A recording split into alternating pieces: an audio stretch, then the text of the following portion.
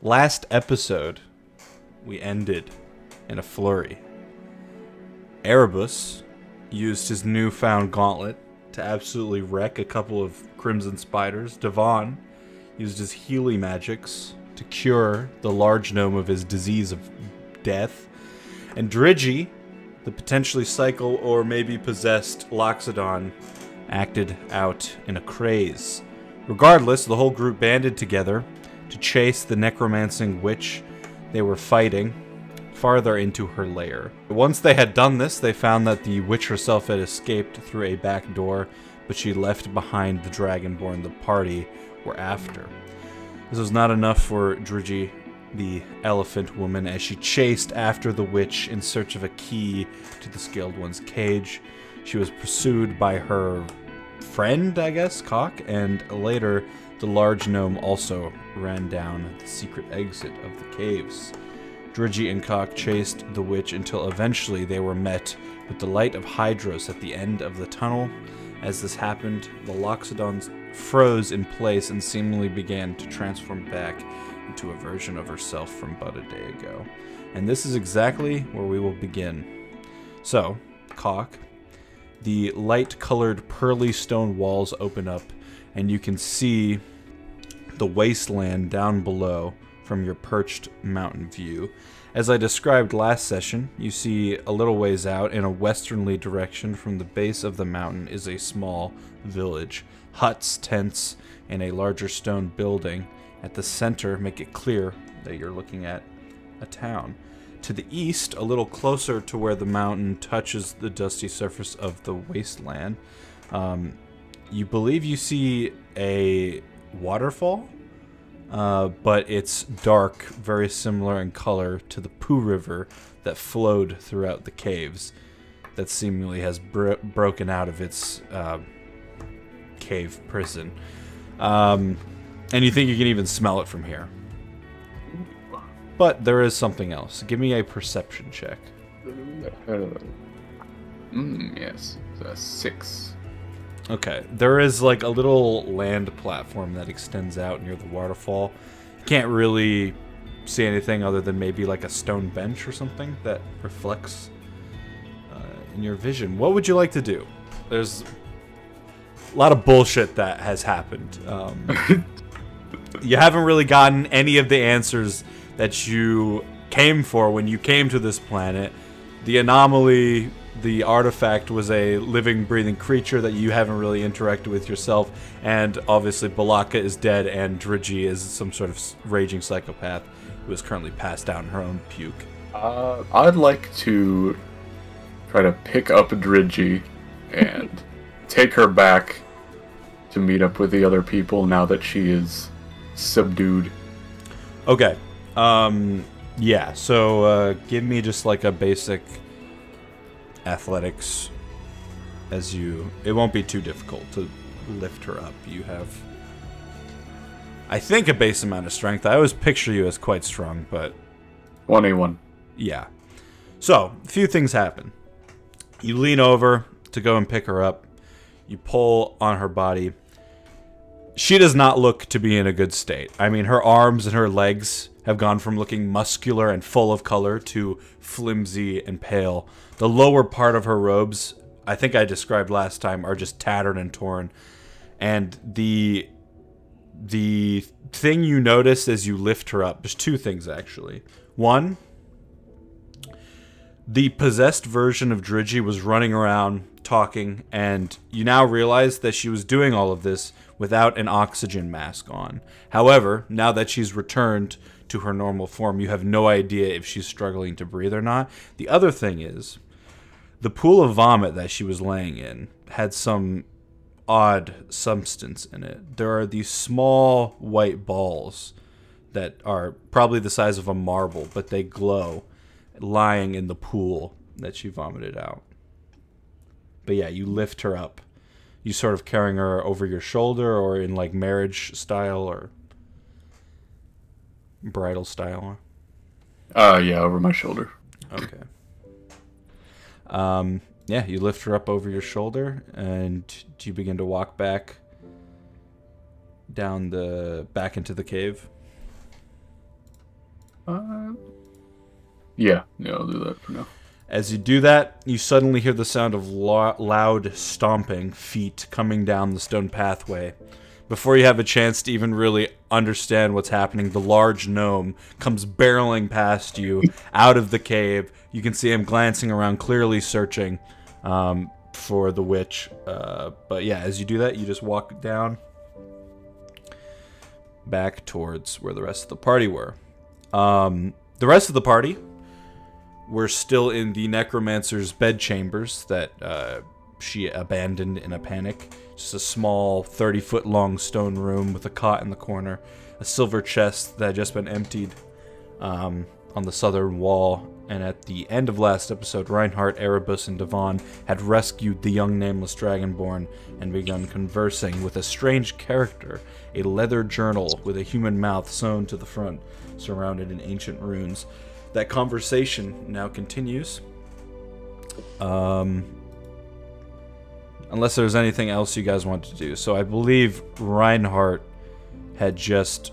Did you take the broom that you discovered in the chest, or did you leave it with its bloody Left it. rags? Okay, so you left it inside the chest. So yeah, you just hear this voice of the journal that spoke to you say, You guys gotta take me with you. I can't be left behind like this again, man. I promise I'm useful. How are you useful? I got loads of information about Ursa. I mean, I could tell you anything you want to, or, you know, there's probably other stuff that you guys like. I don't know. Why are you even here? We have come to save the Dragonborn, so we're leaving now, I guess. Come on, man. Just tell me what you want to know. I'll tell you. I got something. Hey, open that chest in the room. There's something real special in there for you guys. I promise. Hello? Did you guys leave already? Can we do a perception, investigation, whatever, insight to see if he's lying to us or not? Yeah. Total voice. Every single dice. Is this a trap? Sure. Give me an insight check on the book with just a mouth. But yes, you may absolutely do that. 5. 5? Yeah. I mean, your insight is that, I don't know if you noticed Reinhardt open it before, but it didn't seem like there was a trap on it. Uh-huh. I guess I opened it. Alright, you reopen the chest, and yeah, you just see the uncovered broom inside, and he's like, did you guys leave? Hello? No, we're still here. Oh, thank God. So you wanted us to take the witch's cleaning supplies? No. Oh, see, this is where people usually get confused. See, witches have special items imbued with arcane magic, kind of like me, you know? So it's a magic broom. Yeah, it'll clean twice as fast. Nah, I'm just kidding. That broom, if you use the special word, allows you to fly, brother. And what's the special word? Well, I can't just go around telling you everything. You gotta bring me with you if you want to know what I gotta know, you know? Did either of those words cause the broom to start, like, flying? Are you holding the broom? No. I'm just, like, looking at it, I guess. So, yeah, it just lies down in the chest. Come on, man. Hocus pocus. You play with my balls here. I don't have any balls anymore. No. Certainly not. Anymore? You lift the book up. There's 2 testicles hanging off the back. what are those for? I don't know. She's a kinky witch. Jeez, get off my back, man. I don't have one of those either. Oh, books have backs. That's true. Thank you. Please, man. Okay. I guess we'll take you along. Hell It yeah. seems to be heavily important to something. Yeah, dude. No. Literally, ask me anything about the witch. I mean, I'm not like some. What is the answer? What? Where did the witch flee to? I assume Nox Hollow. The witch. Oh yeah. Probably not Nox Hollow, honestly. She had like a couple of extra places around the mountain that she, either held supplies on or something like that, like a couple altars and things. As this happens, as the conversation continues, Cock walks back in holding Dridgy over his shoulder, and you see the fucking chaos. You see the young Dragonborn is just like sat there watching a journal with a mouth on it talk to the rest of the party. Devon is sat in the corner somewhere continuing to play solitaire that he likes to do. And Yay. and Reinhardt Sitting there smoking a cigar like Noble. yep. Well, essentially, there's two people like off in corners doing nothing. Then the Dragonborn's watching me argue with a book. And I just lost my mind at this point. It's listening to you argue with the book. come on, man! You Wait, have testicles. was that the door opening? Who else is here? Did she come back? Ursa! Yeah. No, the witch isn't back. Help me. And yes, I already said we would take you with us. Okay? I like put him in my backpack, and I pick up the broom, I guess, and put it in my inventory. Alright. You may add a broom of flying to your inventory. Is that like an actual item? Yeah. Until the journal tells you the magic word, it's just a normal broom. Alright, yeah. You have all gathered back in the witch's bedchambers. The young, orangely scaled creature sits there wide-eyed at the party saying, well, thanks for rescuing me, I guess. Well, unfortunately, 2 times. yes. You're welcome, young one. Least we can do. Unfortunately, the rescue isn't quite over yet. We still need to get to Knox Hollow so we can get a ship that then will allow us to go back to the research facility, rescue our colleague we left behind, and then get off the planet. All on. I pull out like the oxygen calculator for our tanks. All on. And how much air do we have left at this point? Okay, so on your current tanks, you have about, I believe, 16 hours is what I calculated left. And then I think you have enough tanks. With the full group now, you have just enough for like another 2 days travel that you knew it would take to get to. Oh wait, but you've also got Dridgy now, so probably like another day, and then 2 of you have two days.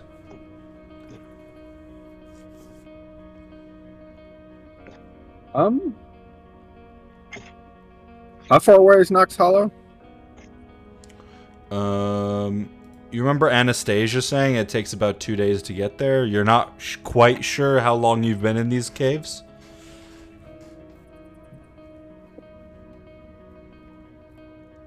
Two days on foot, though. And you guys, 2 days walking, and you guys spent the first trek of the trip, like, sprinting after Dridgy, so you're not quite sure. I was just asking, because I'm trying to do some math.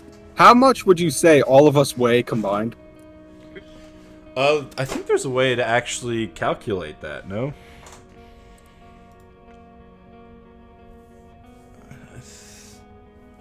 I said I weigh 160. Yeah, and then if you just add what's in your inventory. So I'm weighing like 190 with my inventory. Cock's got like 80 pounds of stuff in his inventory. No, it's just I was about reading the description 530 pounds. of this broom. Yeah. So it can go 50 feet when I know the word if it's carrying less than 200 pounds. So me. 200 pounds. Yeah, so it essentially could carry me. I could go faster, and then I guess what Reinhardt's base walking speed now is 50 feet too, right? I think it's 40 now, unless it 40, went up again. No, it's 40 right now. So if I could get the book, because you agree. Okay, essentially what I'm trying to talk to the group here is we could risk, because I don't know if we have enough oxygen to get to Knox Hollow. So if I could fly there fast enough to then get a ship and come back and meet you guys, but that also is a risk. So I say we risk trying to get as far along as possible. What do you say, boys? I turned to look at the group. I also saw a village outside when I went to get a corpsey here. Oh yes. And why did you bring back the woman who was on a murderous rampage trying to kill all of us, but also stupid enough not to realize that you don't need a key to get into this cage and you could just use lockpicks, you know? To be fair, she was on a rampage to kill a specific person, and she's my bodyguard, although the worst one I've had in my life. Considering she tried to kill you, or threatened to. Threatened. Yes. But yes, village outside. Could get some breathy, num num num num num. Yes. Do we have something to trade for it? Probably. You trade the Dragonborn? No. Me and Reinhardt picked up slave. those old power cores that they might want. That's true. You guys do have plenty of stuff you could trade. I guess we... Four now? They could be followers of the one true God. I guess Apparently we that had... robe actually aged me. I guess I went we... from 21 to 34. Fuck. Alright. I guess we head to the village, try to procure more oxygen, then continue making our way to Nox Hollow. I'm gonna pick up some of the vomit testicles on my way out. The what now? What? Okay, so you guys are heading back out through the exit of the caves? Or... Well, do we wish to go check on the, on Medusa and Doxy, the two gnome females we rescued from the witch, and how their overthrow of the, the evil maniacal one has been going? Or do we just wish to leave without telling them we drove the witch off unsuccessfully? Is she still alive, technically? If you wanted to go to the village, to trek down the mountain would be probably like an hour walk, because you're quite high up, although there is seemingly a path down. The trek back into the cave, you're not quite sure how long that took. It was hard to tell, being that it was so dark and you couldn't see the sun. You also remember that there was a cave-in, so you'd have to, get through... Oh, yes. Through the rubble in that area. There was a cave-in. I assume there's writing utensils in this witch's laboratory. Yeah, she has a desk with, like, quills and... I pull out a quill, and I just start writing in, common, I guess. Yeah. Dear Medusa and Doxy, I hope your overthrow of the evil tyrannical lord... Not worth remembering his name. The witch has been driven off the cave for now. Perhaps she will return, perhaps she won't. Due to the nature of the cave-in, by the time you find this letter, hopefully we have made it to Nox Hollow and left the planet. Sincerely, Erebus, the Tabaxi part of the group who saved you.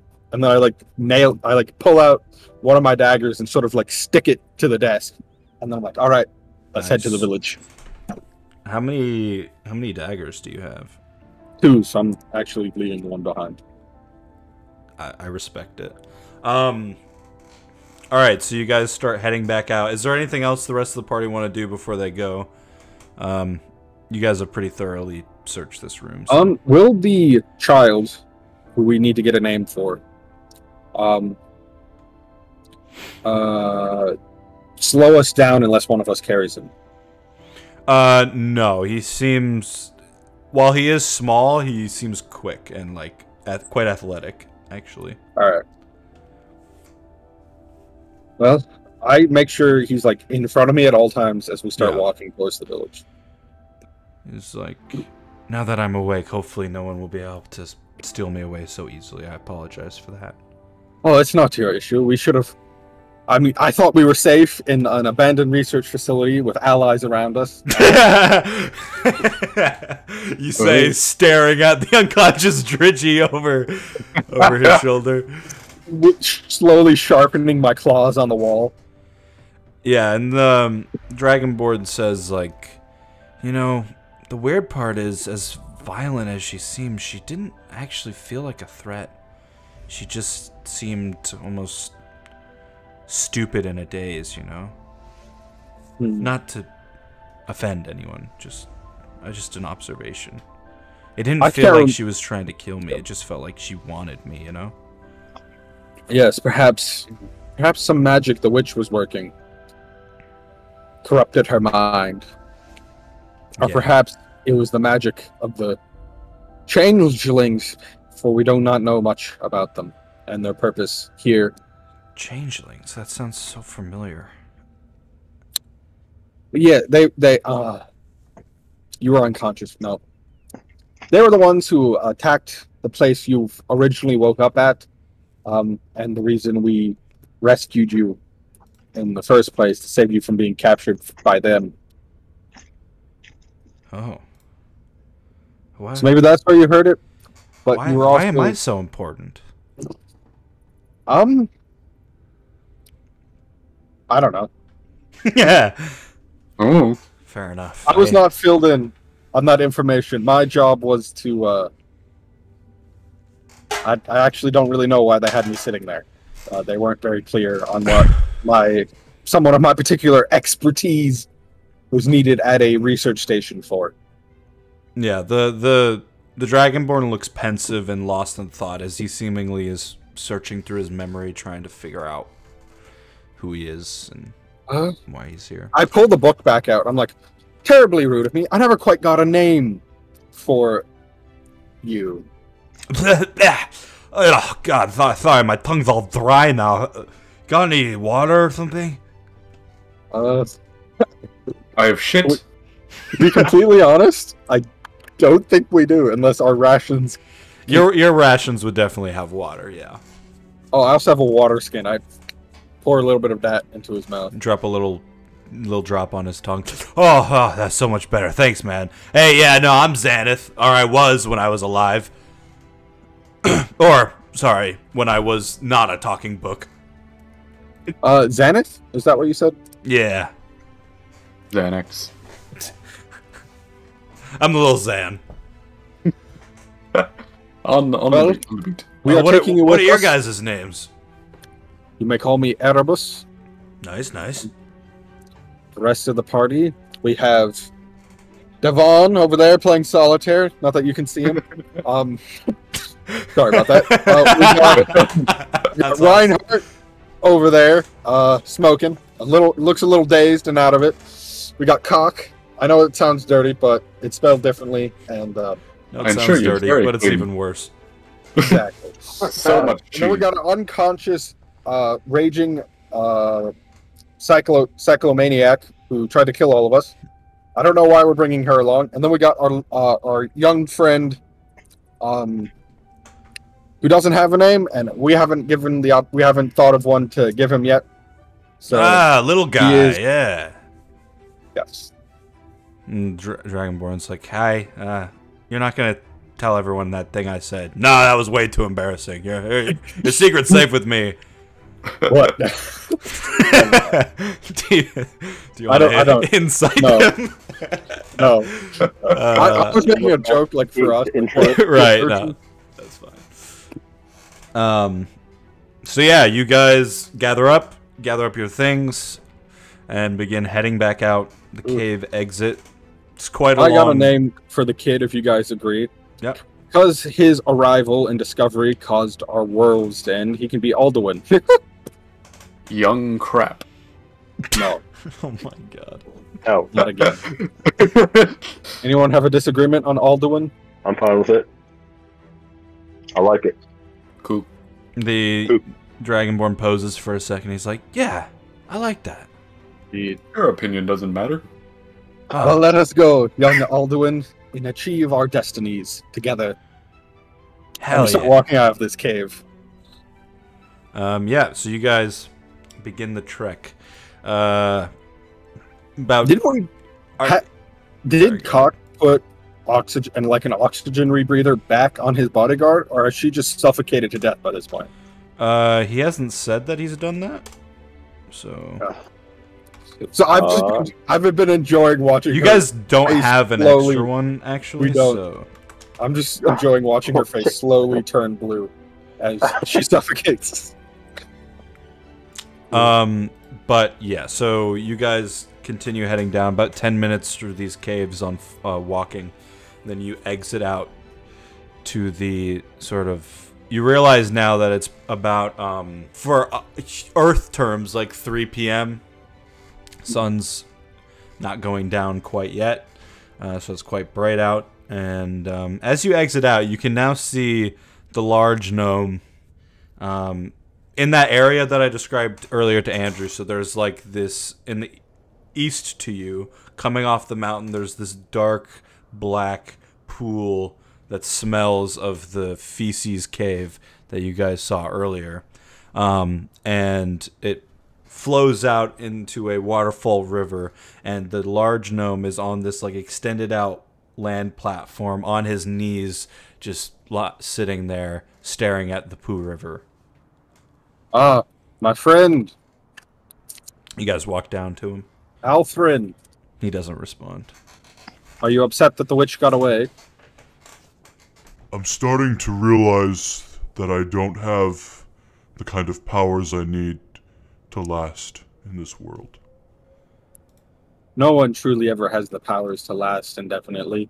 It's only a matter of doing what you can to make an impact before you go.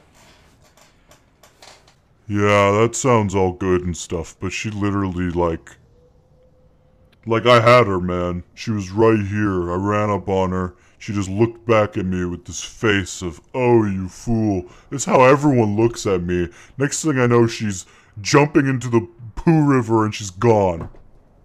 Why, you, my friend, are the master of the Pooh River. Did you not jump in after her? I did. I looked around. I think she, like, straight up disappeared. Magic users and their crafty tricks.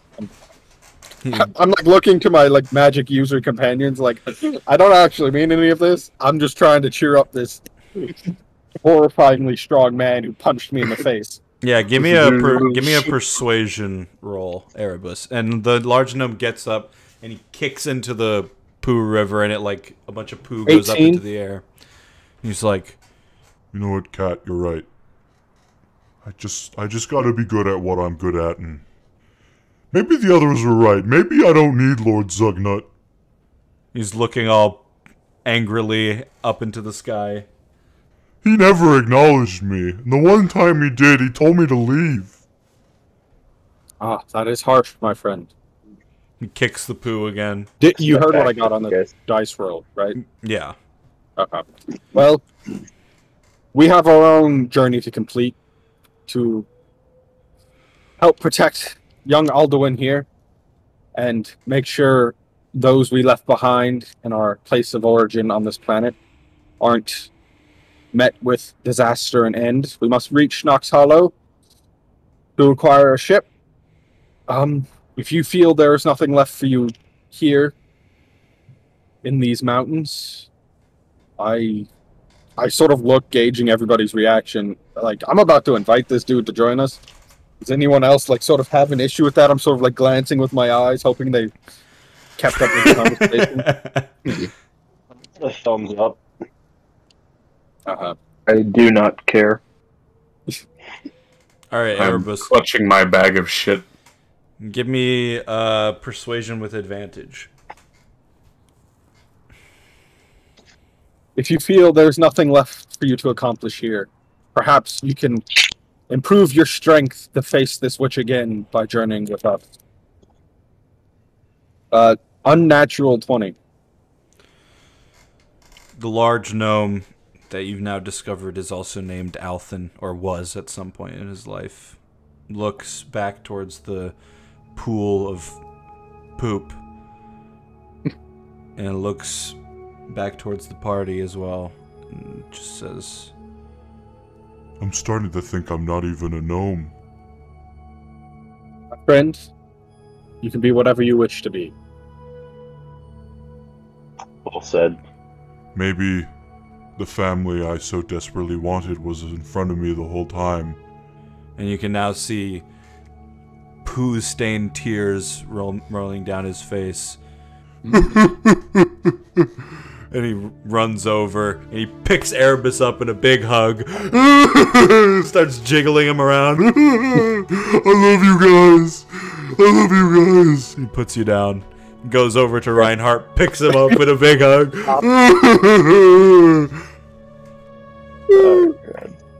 He doesn't do anyone else. Cock's holding someone, and Devon does not look like he wants to be fucked with. Good thing we're wearing these air suits, so none of that shit's in my fur.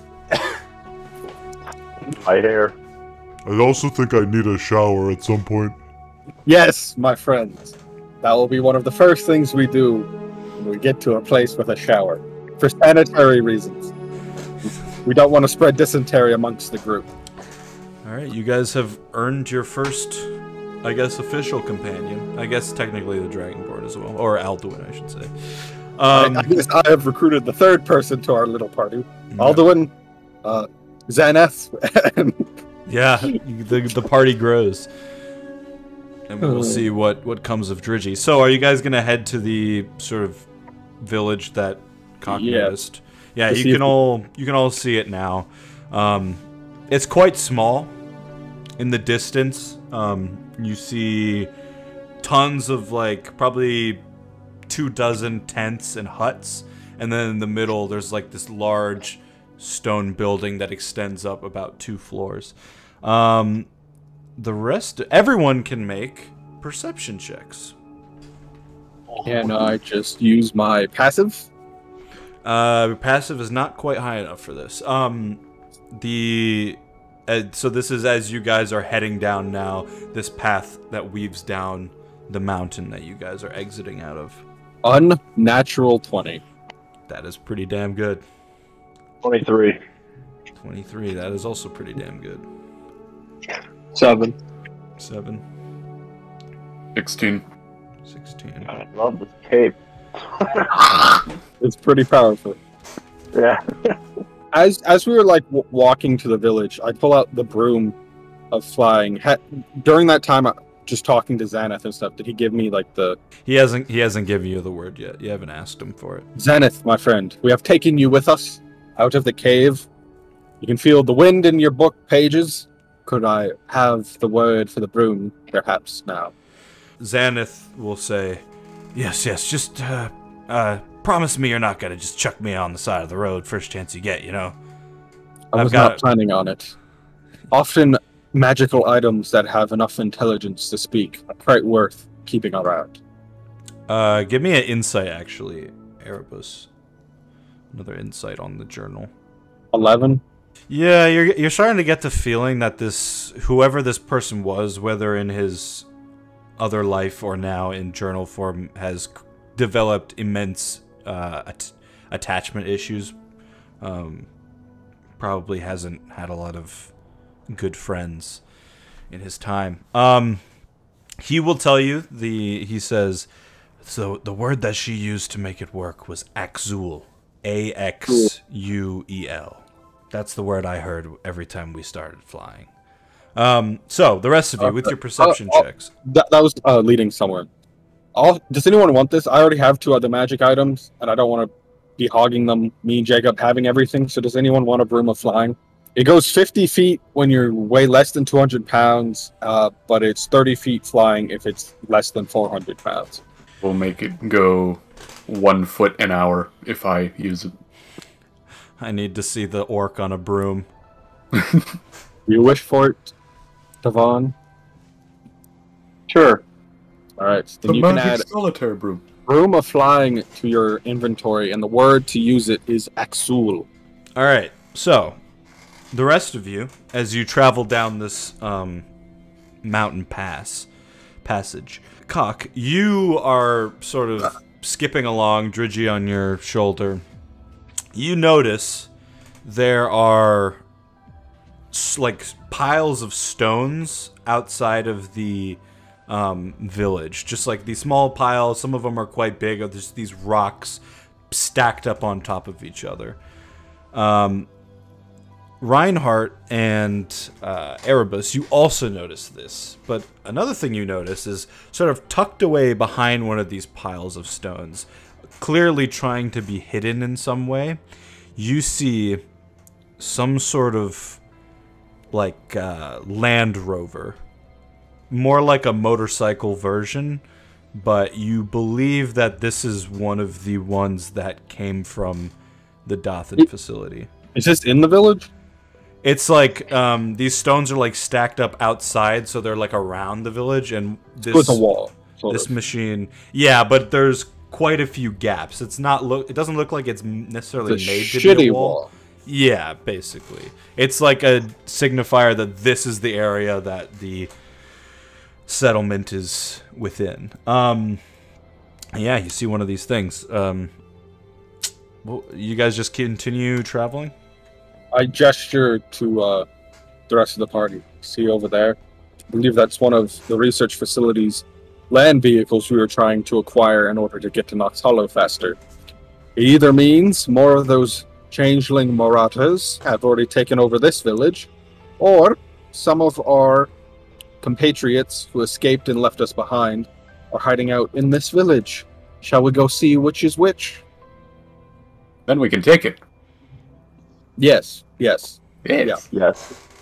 That is Yeah. eventually at some point part of the plan. But if our allies are in here, perhaps they can join us. If there are enemies, perhaps we can murder them to free the village and get free oxygen. All right. I'd like a plan. Reward. So you continue traveling down another 40 minutes. You guys reach the base of the mountain leading to the surface of the planet. And now it's about a 30-minute walk to this village that you saw from the higher up position, and you guys begin that trek. Are you guys gonna just walk up to the village and walk inside, or are you gonna try to stealth up to somewhere and look first, assuming that there's maybe a bad guy there, or what do you guys? What's your I plan on walking through the front, or wherever it is I'm coming from. I feel like this is a situation where I feel like there's too much at risk. For like, if those are our allies and not the enemy, and we try to like sneak in and someone catches us, we're risking a lot. So I say we just go in as a united front and hopefully provide too big of a threat for anyone to provide action against us. All right, you guys. I turn to Aldo and I say, Do you want to All try right. to disguise him somehow or anything? You do know that he is like this, creature that nobody's ever seen before. So, especially once you start getting into the bigger cities, it may be prevalent to. Would you like to wear my turtle costume? I pull out one of those. I forgot you have that. I also have a blackguard suit from the enemy. It might be a little big on him, but he could fit in it.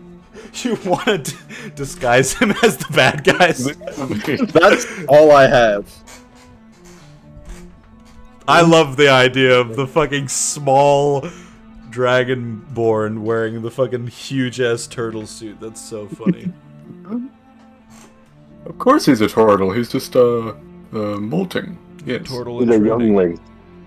Yes. I guess I always assumed my common clothes would include like a cloak because that's my profession, right? Yeah, and yeah, you'd probably use one to like stealth in big cities. That makes sense. So I'm gonna take it off Okay. and just have him wear it. You will Yeah. wear You this for your safety Wrap him up. and stay as close as possible. I reach down and sort of grab his hand to pretend like this is a relative of mine. There's no need to worry about this being suspicious at all type situation going on over here. Yeah, he's just a sharp cat. That's all. Exactly. I have a tail. He has a tail. There's nothing to look weird about. His skin is a different color. Ah! He's different. Get him. Okay, yeah, you guys, the group of the Black Tabaxi holding the cloaked young one's hand, the large turtle with a loxodon over its shoulder, the human constantly smoking cigarettes, definitely developing an addiction, and the orc who now is spinning around a broom in his hand as he's trying to figure out, you know, oh, this thing's pretty cool. And the large gnome / Goliath travel to the village. I also say to the group as we walk in, if anyone asks why he's covered in scales, we say it was a magical experiment gone wrong. All right? Drank the wrong potion. Exactly. It'll wear off. You guys walk into the village past the pillars of stones, some of them large, some of them quite small. You see now close up the Land Rover. Yeah, it's got like someone clearly has placed rocks around it to try to hide it, although they haven't done a very good job. And then as you guys sort of continue to walk, you can now see this large stone building in front of you. There's huts all around. With Erebus and Reinhardt's passive perception, you guys can hear murmurings from some of the huts, and you can just generally feel that you're being watched as you walk into town, but nobody's coming out to say anything. I head towards the permanent structure in the center, which is, I believe, is in my I believe, without knowing what it is, that it's either like a important religious center, or it's like the house of the person in charge. All right, so the group walks up to the stone building. There's I go up my door and follow close behind. All right, you there's just like an opening on it, and you look inside, and you can see up above on the ceiling there's these hanging lights that are all wrapped around each other and gnarled up and spun. They're just like hanging off the ceiling in really unsafe ways. Like if they fell, it would just like cause a fire. You look inside, you don't see anyone immediately.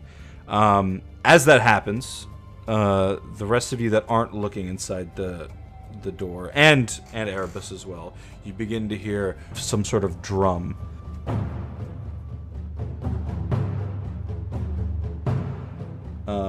And you start looking around, trying to figure out what's happening. You can now see Goliaths, young, old, are exiting out of huts. One has this like white wolf pelt over his head, and he's drumming on this large sort of stone drum.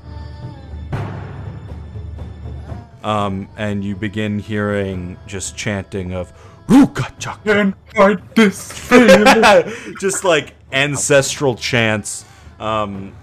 And a few of the sort of stronger looking Goliaths have pulled out long spears, and the rest of you can see they are pointing them at Althin, the large gnome, and he's now looking around like, What? What's going on? and they're beginning to like, they're trying to like circle around so that they're like surrounding him, and then like a few of them are now running out and like pointing at the rest of the party like like trying to like push you back towards the stone room, stone tower. What are you guys doing? I start speaking. I'm like, we mean you no harm. We come here in hopes of trade for oxygen so we can continue our journey on to the trade city. Unfortunately, we were left stranded with no vehicles and means of transportation, so we are trying to make the journey on foot in our need of a resupply. I'm gonna be real, I don't think they speak common. Erebus, as you're speaking, one of the Goliaths sort of runs around the corner and has some sort of tube in his hands, and he spits into it, and this like sticky sap shoots out and attaches to your cat face and like wraps around your mouth. You can very easily just reach up and pull it off, but clearly he was like trying to get you to stop speaking, and now there's a few more guys with tubes that have run out and they're pointing at the party. They're just surrounding the large gnome chanting. I'm wearing a rebreather still, right? So couldn't I just keep talking? That's true. It just attaches to your rebreather. I do not know what that was meant to accomplish. I assure you, Our friend means no harm to the village. Hookah chaka, hookah, hookah, hookah chaka. Now 2 layers of Goliaths have surrounded Althen, and Althen's like looking around like a lost child in like a Walmart or something, just like not sure what's going on. And then suddenly the drum and just stops, and silence goes around the village, and you just hear another Goliath voice say, "Uja, Sheva Bura, Sivera." And suddenly Althen now looks around, and you hear him say, Bura, Sima, Althana. and like this moment is happening. What are you guys doing? I look around. Does anyone speak Goliath? That's a good question. Does anyone speak Goliath? Because then you'll be able to understand what they're saying. I turn to Xaneth. Do you speak Goliath? I'm like holding it up next to my face. Like I'm trying to whisper, even though this is quite clearly a magic talking book I'm speaking to, and it will draw attention no matter where I do it. Yeah, let's see. He might actually. He's just like very basically. Yeah. Let me listen in. All right. Yeah. What are the rest of the party doing as well? I'm examining Dridgy after I put her down. All right, you lie Dridgy on the floor and begin looking at her. Give me a medicine check, actually. What about Reinhardt or Devon? I do an insight check to see if through the body language and facial expressions of both of them talking, if I can kind of interpret what they're saying a bit. Okay, yeah, insight. 18 medicine. Oh, that's a natural 20 plus 5, 25. Okay. 18 medicine. So yeah, all this stuff is happening at once. Cock, the sort of read you get on Dridgy is you don't think that she's currently suffocating. There's some continued residue from whatever was affecting her, and you don't think that it's completely gone now. Like, you don't think she's like fine or anything. But she's calmed down. She's definitely asleep rather than just like straight up passed out. She's like kind of snoring a little bit. She just looks like messed up. She just physically, she is, compared to what she was even before she was possessed or whatever, she is much more frail. Devon, as you look out at what's happening before you, this tribal screeching has now stopped and these 2 Goliaths are conversing. There's definitely a, like, the Goliath that's talking to Althen, there's definitely like a leader of the people sort of vibe coming off, but Althen, the large gnome that you've been traveling with, his demeanor has now changed. Something within him is coming out that you haven't seen, like almost like he is remembering things now. Okay. The book Xaneth is just like, okay, just let me listen to what they're saying. I'll try to tell you basic stuff. They continue. These 2 Goliaths stare at each other. The one not named Althen says, Terrafo, Pescorase, Drukaska. And he points up into the sky. And Althen says, No, Sperse, Warska, Beska. And the other gnome, or the other Goliath, points towards the Goliaths with spears, and they just wrap their arms around both sides of Althen's body, his arms, and they pull him to his knees and start dragging him towards one of the huts, and they all start going, and they all start, a couple more start pointing spears at the rest of the group. Xaneth says out loud to the party, there was some trial that that your friend was supposed to accomplish that he did not, and he's been gone for quite a while. They're very upset with him. And then now you guys are beginning to become surrounded. As this is happening, you begin to hear movement from up in the tower above you. What are you guys doing? Well, I've sort of put Alduin behind me to protect him from the spears. Okay, yeah, he's like hiding between your legs at this point. I'm like, we either allow them to corral us, we fight our way out of here, or we are trapped in an impossible situation, my friends. We could back up into the building behind us and barricade ourselves. That's what they're trying to get us to do, right? Go into the building. Yeah, you're not quite You sure. want to ask him? None of us. You're backed up against the doorway, so you could go in the building, but yeah, For now, it seemed like more like they wanted you away from Althen. For now, let us go into the building. If we can resolve this peacefully still, might be for our benefit. All right, so you guys head inside the building. All of you are going in there? Yeah. Still just sticking around with Dridgy. Okay, so the main group of the party go inside. Cock is currently outside. You like know that people are pointing spears at you, but you're just not really paying I attention just to it. could not give less of a shit. One of the Goliaths starts frantically chanting in your face, "Bruca, Sipa, Bura, Wadada!" And it just screams at you. As the rest of you enter inside the building, two Goliaths stand in the doorway pointing spears, but they don't come inside. And amidst the chaos, you begin hearing like something like fall over upstairs, and then like, ah, shit, what the hell is going on down there? I can't believe this. And then like a little hatch opens up, and then Pull like, up my pistol, sort of like got it at the ready. there's like a ladder below the hatch, and you see like quite a large butt starts coming down the hatch and You don't sliding down the ladder.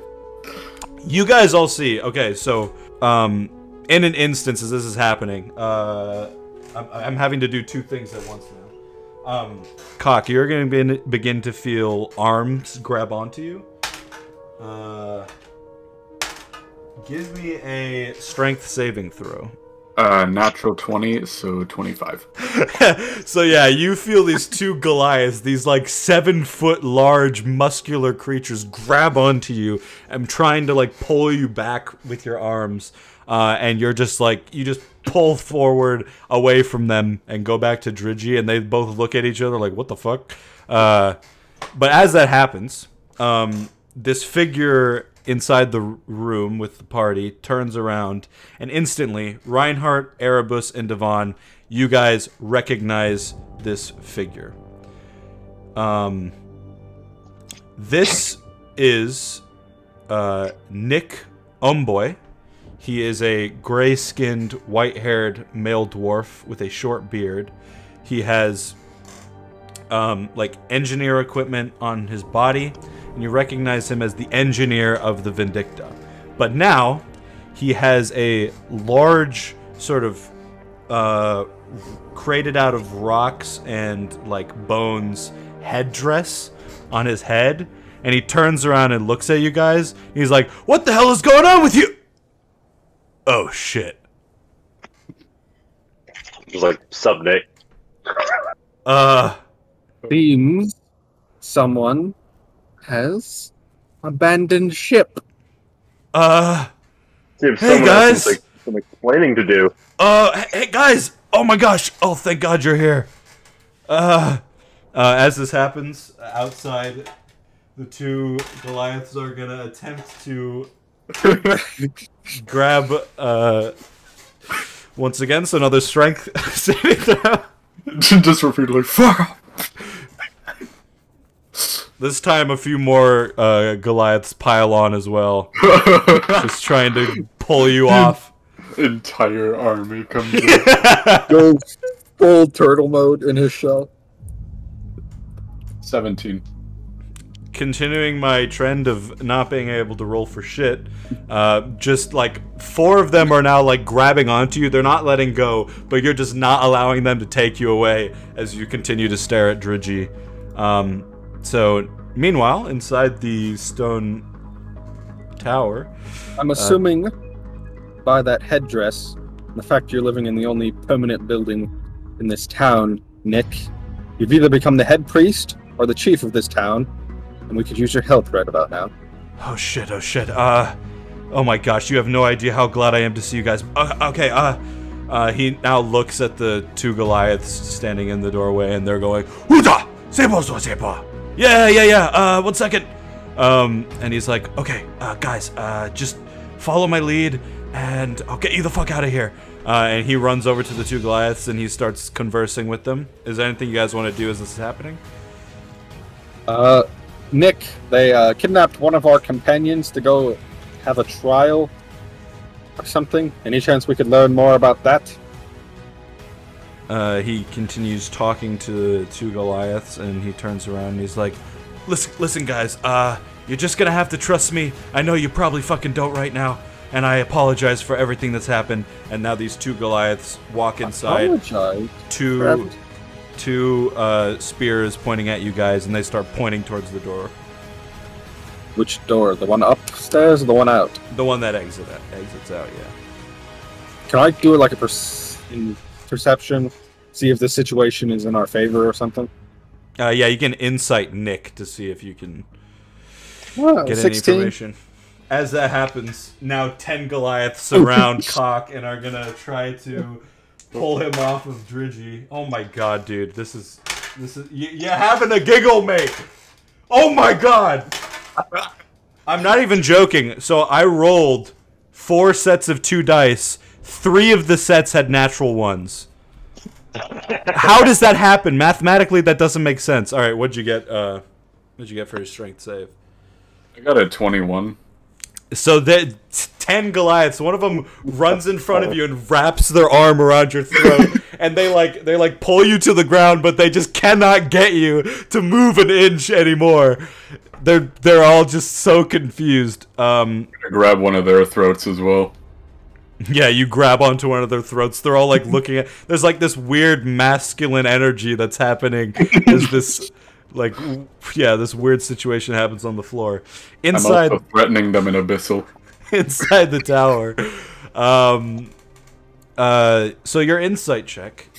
Nick seems genuinely shocked to see you guys. He seems genuinely happy to see you guys.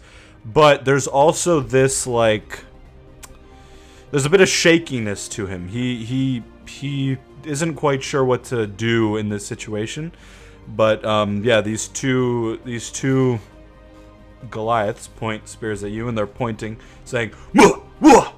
I say to those inside with me, for now, we follow along with our old chief engineer's plan, but at any sign this goes south for us, we blast our way out of here. I got you. I start heading out the door. And as I walk out, I see Cock, and there's like Yeah. people on the ground, and I'm like, Cock. It's about right. I like look at him and I just say, our old engineer of the Vindicta, Nick, happens to be in charge here, I believe, and he is seeing that these fine gentlemen help us in our endeavors. If you are inclined to join us. As you stop to say that to Cock, one of the Goliaths behind you they look over to Nick and they're like, Durabaza! Yeah, Durabaza, I know. Just give him a little shove. I'm sure he'll go. So they shove you forward. They begin pushing you guys towards, at the back of the village, there's this pen that they clearly would use to put animals in, but there's currently not any in there. And they start pushing the rest of the group there. Cock, at this point, there are so many Goliaths surrounding you that you physically cannot hold them back. One of them also picks up Dridgy, and unless you want to fight them, they begin to drag you, kicking and screaming. They're 20 guys have now surrounded you. There's about 5 of them on your legs. 2 of them are grabbing your head so that you can't bite them in various ways. It's just really quite an amazing sight, honestly. So taking Dridgy, I'm gonna follow her, but whoever pushed me, I'm gonna punch him as hard as I can. They pushed me. Yeah, they pushed the Tabaxi to keep him moving. Ah, fantastic. Never mind.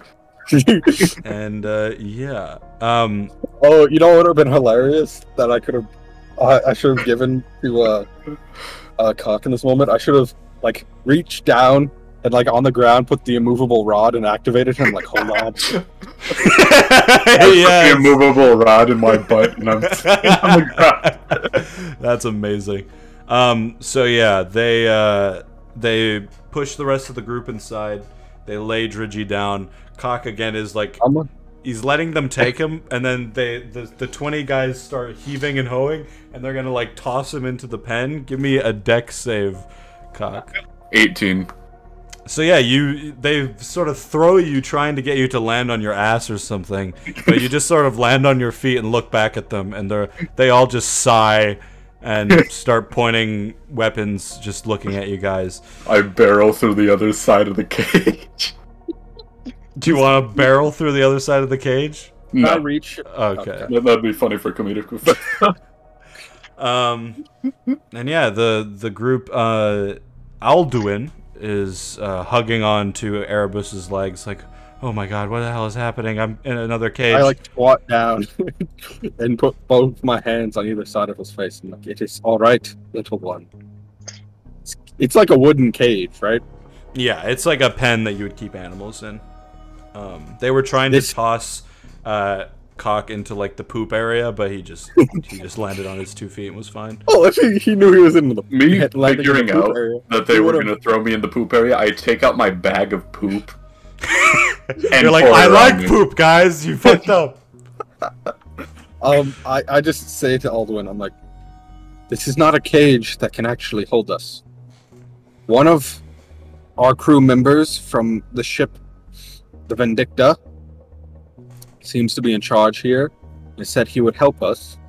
So for now, we are playing along, pretending we are vulnerable sheep to these Goliath spears. But if necessary, we'll break out of here like we broke in to rescue you twice now. As you guys say that, as you say that, Erebus, you can see in the distance towards the stone tower, Nick, Homeboy, is frantically like, yes, I know. Oh, yeah, okay, cool. And like, Goliaths are like pulling things around, pushing things. They're like yelling at each other, like, everyone relax, all right? Everyone go inside. We'll talk about this later. How long will you guys sit before acting? We now have 15 hours of oxygen. So that's another 24. Yeah. Or rip the other side of the cage apart just to assert dominance. I say 2 hours is the max we can wait before we are wasting too much oxygen. Or we wait 2 hours, and if we haven't heard anything, never mind. Yeah, we can make another decision in 2 hours. Yes. All right. So are you gonna rip the cage up though, Cock? Yeah. Okay. That is my pastime. Give me athletics as you tear apart. Does he get advantage because he learned how to tear apart cages in the last encounter? That's interesting, but I'll say no for now. But this is gonna be easy because it's wood. I got a 21. Yeah, you've managed to like kick off a bunch of the planks, so that if you wanted to, you could just walk out. Yeah. Okay, so about an hour goes by. The sun is beginning to go down, and now you can see like a fire has started just outside the stone tower from the area that you guys came in from. And like Goliaths are gathering and chanting and cheering. And Nick, Homeboy, plus 2 Goliaths are holding plates, and they begin walking over to the pen you guys are in. Homeboy walks up, sees the opening at the back, sighs, and he's like, all right, here you go. And they place food down for you guys to eat, and the 2 Goliaths, he just shoos them away. I believe we need to have a conversation. Indeed we do, Mr. Homeboy. I know you probably won't believe me, but you have no idea how happy I am to actually see you guys. Glad we aren't masked invaders from the sky. A lot of shit happened during the attack. No, we caused a lot of it. Not like a bad way, but we wrecked shit after you fled. Okay, so, do you want me to go first, or would you like to tell your story? You go first. Okay, well, during the initial attack of those things, Commander Adrian sent me and Maddie to go find you guys, but we were attacked and cut off from the bunk rooms. We instead headed back into the courtyard to try to regroup, and that is when we saw the Vindicta taking off without us. We were about to be attacked again, so we hopped on those Land Rovers and traveled into the wastes until eventually we stumbled upon this settlement. And Maddie, bless her heart, wanted to keep going on to Knox Hollow in case anyone else survived and headed there. And I stayed back because, as you've seen, these Goliaths clearly believe me to be someone I am not. There was a shiny rock they keep describing. I believe this was the crash landing artifact. And their leader, or me, named Gagoon, the Worm Slayer, headed off on a quest to bring back whatever this thing was. When I showed up, they believed that I was their leader that was squished by the large, as they described it, flame Bruca, which, let's be honest, is a bit racist. Yes. Ew. Did I see like a smeared dead body on the escape pod when I looked at it? No. You guys, actually, Reinhardt, all of you can give me history checks. Reinhardt, you can have advantage. 15 for me. 15. One natural. 20. Yeah, that makes sense. 15. 15. All right. So this actually makes a lot of sense. Cock doesn't know anything about this because he spent the majority of his life on a fleet that does not give a fuck about the rest of the world, the rest of the planets. Erebus and Devon. Erebus, you probably know because you've been tapped into things in a general sense for your jobs over the years. Devon knows this, being a medic who has studied various diseases. There is a thing amongst the dwarves called dwergerism, which is quite random. It's an affliction that affects young dwarves from time to time. It's very rare, but when it does, it basically means you're born with gray skin and white hair, and similar to An albino. yeah, in a way. But for a long time, the dwarves had like this anti-dwergerism culture where like if you were born this way, you were outcasted. It's become a bit more normalized now, but it's still rare to see, so people don't really know how to act when it is seen. Nick is one of these cases. He has dwergerism. That is why his skin looks gray, and you suspect that his appearance is why the Goliaths believed him to be the crushed version of their chief. Reinhardt, you would know a bit more. During the war, there was a group of dwarves who were affected by this that band together and joined up with the orcs and all that. But they weren't really well known because they weren't like combat efficient.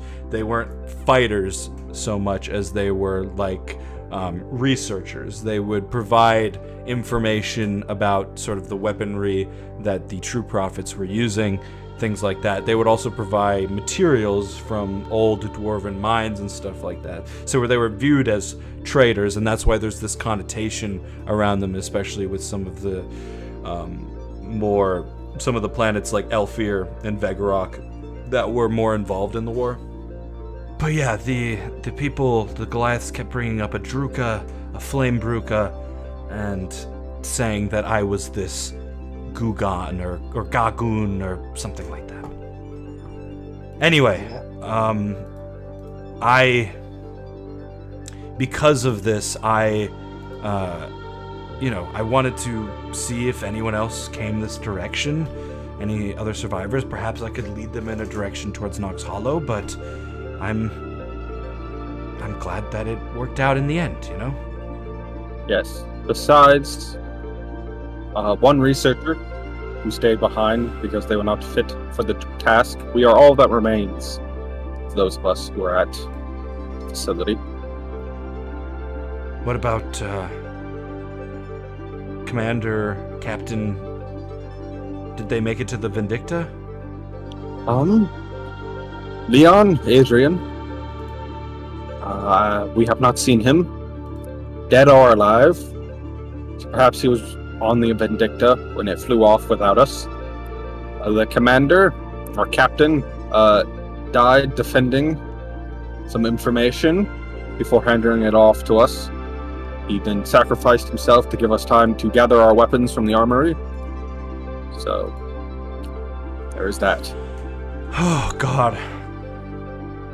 Why the hell did this have to happen to us?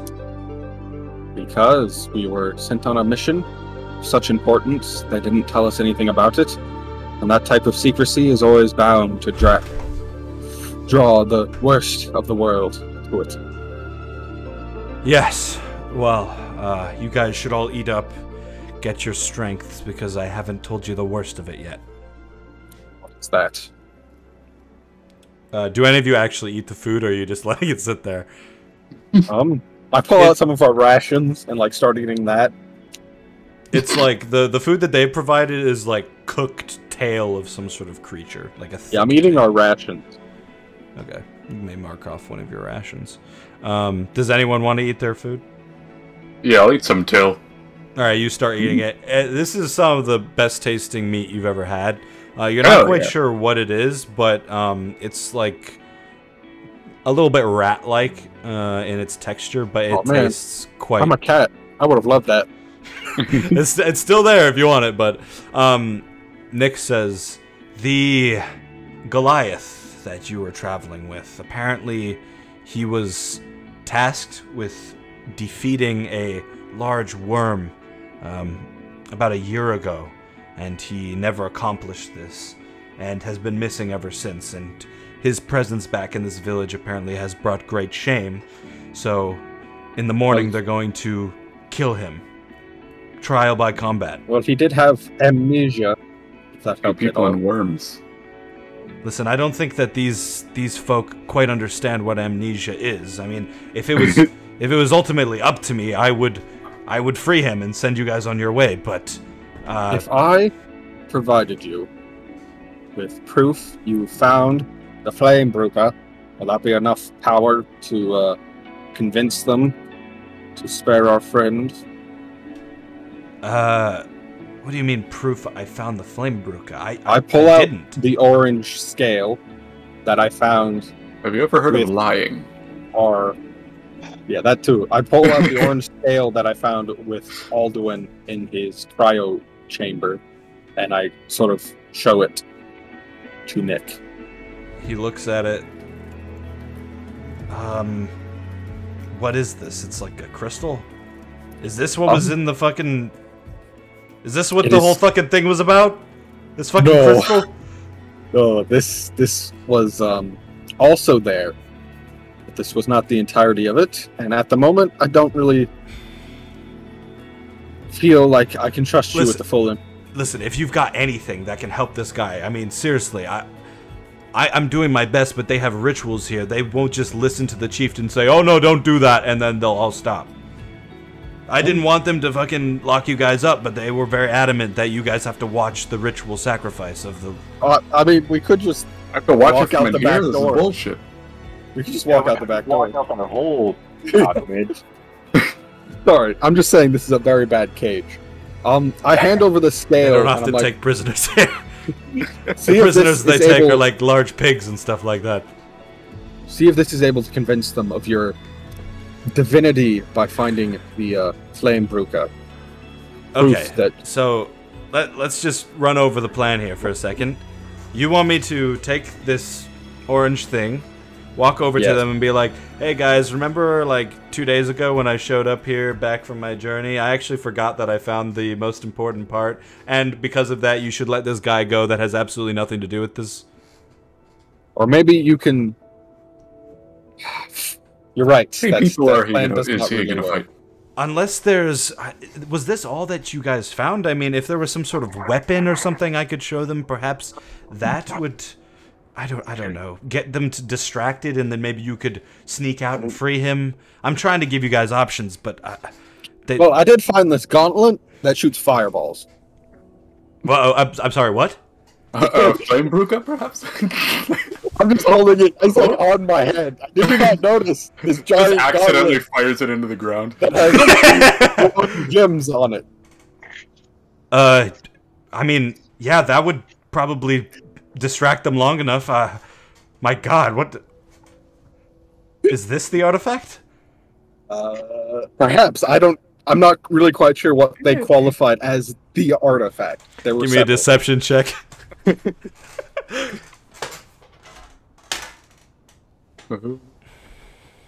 10. As you say that, he sort of looks at you, and he's like, okay, well, listen, I get you don't trust me. No, it's not that I don't trust you. There was literally several artifacts. I don't know which one was the artifact, per Adrian and the researcher's definition. Okay, well, alright. We'll come up with something, but first, I have a few questions as well, if you don't mind me asking, about how you guys exactly got out, because I'll be honest, when we left, it felt like everything was gone to shit and everyone was dead. Well, It's asleep. first we were asleep, the alarms went Power off, of love. we got up.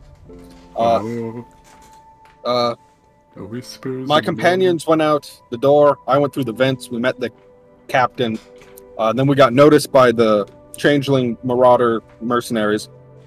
Changelings? What? Yes, we learned a lot of information by talking Wait, to people. wait. The bad guys that attacked us were changelings. Or they worked for them. They weren't necessarily changelings themselves. Wait, this doesn't make any sense. The changelings haven't interacted with us in over a century. Why would they suddenly... What? Because, I mean, I suppose this is a very important mission, but... Whatever the artifact was also was enough to draw the attention of the church away from their wormhole. So, That's perhaps true. enough of an object to draw the changelings away from their planet. How would they get to us, though? Anyway, yes, continue, sorry. We then fought some of them, killed several of them, got our weapons back. We then blew up some of them, and then we killed more of them. We got downstairs to the laboratory, killed more of them, met their leader. He distracted us for a little bit. We found the artifact. We got You met the the leader? artifact. Yes, a tiefling man. He did some teleporting bullshit and vanished. Hold on, we then- I'm trying to wrap my head around this, right? We then secured the facility and slept in the Like he docking bay overnight exploded to in a rest before we set off to find Nox Hollow. Okay, so let me just get this straight in my head. The changelings, the bad guys work for the changelings, but the changelings work for a tiefling. And No, I think all he of- was like the head of the mercenary group they hired. Okay, so the changelings hired. Okay, well then maybe that does make a little bit of sense. If the changelings can't make it to us, then they would hire someone else to do their job. But then the question remains, what is so important about this artifact, this gauntlet, that the changelings want? I really This is a bit above my pay grade. I don't think this was worth fighting over. It shoots fireballs 3 times, and then no more. And it's only been used once, so we got 2 uses left. Okay. Alright, so you guys made your way here. Okay. I'm going Do you have to... oxygen in the village that we could use to prolong our journey to Nox Hollow?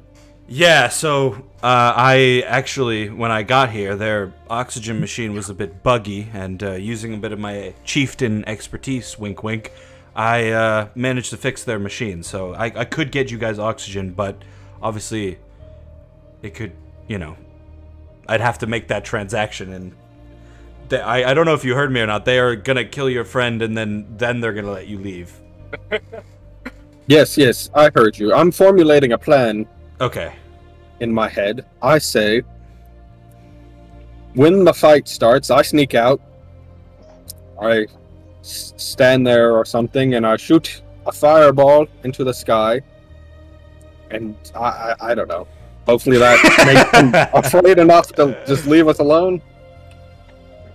Okay. The gauntlet shoots fireballs? Yeah. Shit. Honestly, that might be enough to distract them. Okay. I have a plan, and you are not gonna like this plan. Absolutely not. What if I don't like a lot of things. Give me the gauntlet? I go back to the Goliaths. I say, "Oh, look at this! The flame Bruca has blessed us once again." I shoot a fireball into the sky.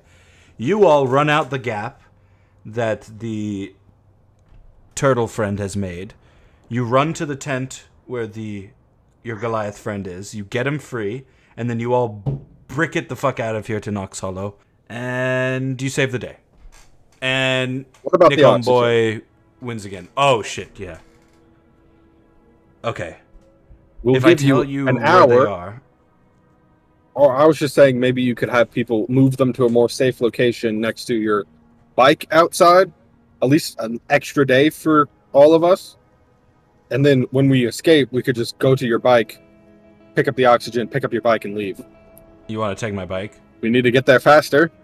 You seem happy here. Do you still need it? Well, I mean, I don't know if I want to live the rest of my life in a Goliath village, but the problem I'm running into here, right, is time, because when the actual chieftain comes back, if he comes back, I'm fucked. But yeah, yeah, I guess, well, I don't know if I want you to take my bike. We could always swing back for you once we have a ship in Nox Hollow. We have to come back this way anyway to get the lab technician who was left behind at the facility. Give me a persuasion check. 21. I suppose if you need to get to Nox Hollow quickly, you may take the bike. However, there is the issue that it only holds 2 people. So, unless you have another way to travel. I'm like quickly doing this math. So would me, Cock, and the Dragonborn fit on the bike? Yeah. Be the heaviest person. It would be a tight squeeze, but if you put like the Dragonborn on the front or something, it would fit. Or if you like. Then could we take some rope and then tie the broom to the bike, so it then gets dragged along at a faster speed, and we could just. It's like you want to drag a broom behind? What do you want to clean? Well, I want it to be activated for flying, but then instead of it being only going at 30 feet per second for holding more than 200 pounds, it goes faster without just breaking. That's an interesting question, actually. My guess is that it would go slightly faster, but the bike would go slightly slower. Well, the other option is since right now we're only going 30 feet per second, I guess, as our walking speed. 30 feet per 6 seconds. Damn, I'm fast as hell. Yeah, because we can move 30 feet in a turn, and each turn is 6 seconds. So we're technically we can walk 30 feet per 6 seconds. Easy. But that's in combat, so probably over the course of a day, it's probably more like 30 feet per 20 seconds or something. I don't know. I'm just trying to... If Devon was then on the broom, me, Cock, and the Dragonborn were on the bike, and Reinhardt was just walking his base 40 feet, we could, like, go faster, but also not, like, leave anyone behind. Reinhardt could run, although he would become quite tired, but you could take a break at some point. We'll work it out. Yes. Yes, essentially we would like to take the bike to get there faster. Alright, I'll allow you to take my bike. However, you have to promise me that you find Maddie.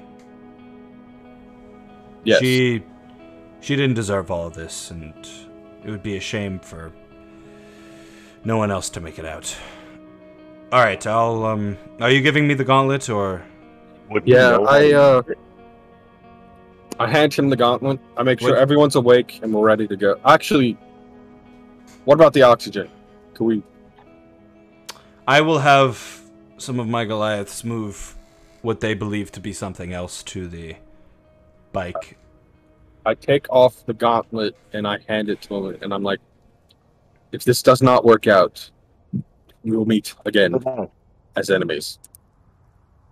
And I hand it to him. Fair enough. Yeah, and I wanted to watch the fight. He puts the gauntlet on, looks at it. All right, stay on your feet, heroes. And he walks back towards the village. Obviously, before he leaves, he would have pointed out to you which tent was where they were holding the large gnome. Oh fuck! I forgot we had to fit him into this equation somehow. Mhm. New plan. Cock, the Goliath, and Alduin are on the bike. Yvonne is on his broom. Then me and Reinhardt are dead on sprinting next to you guys, and we're going full speed. Let's do this. Like, yeah.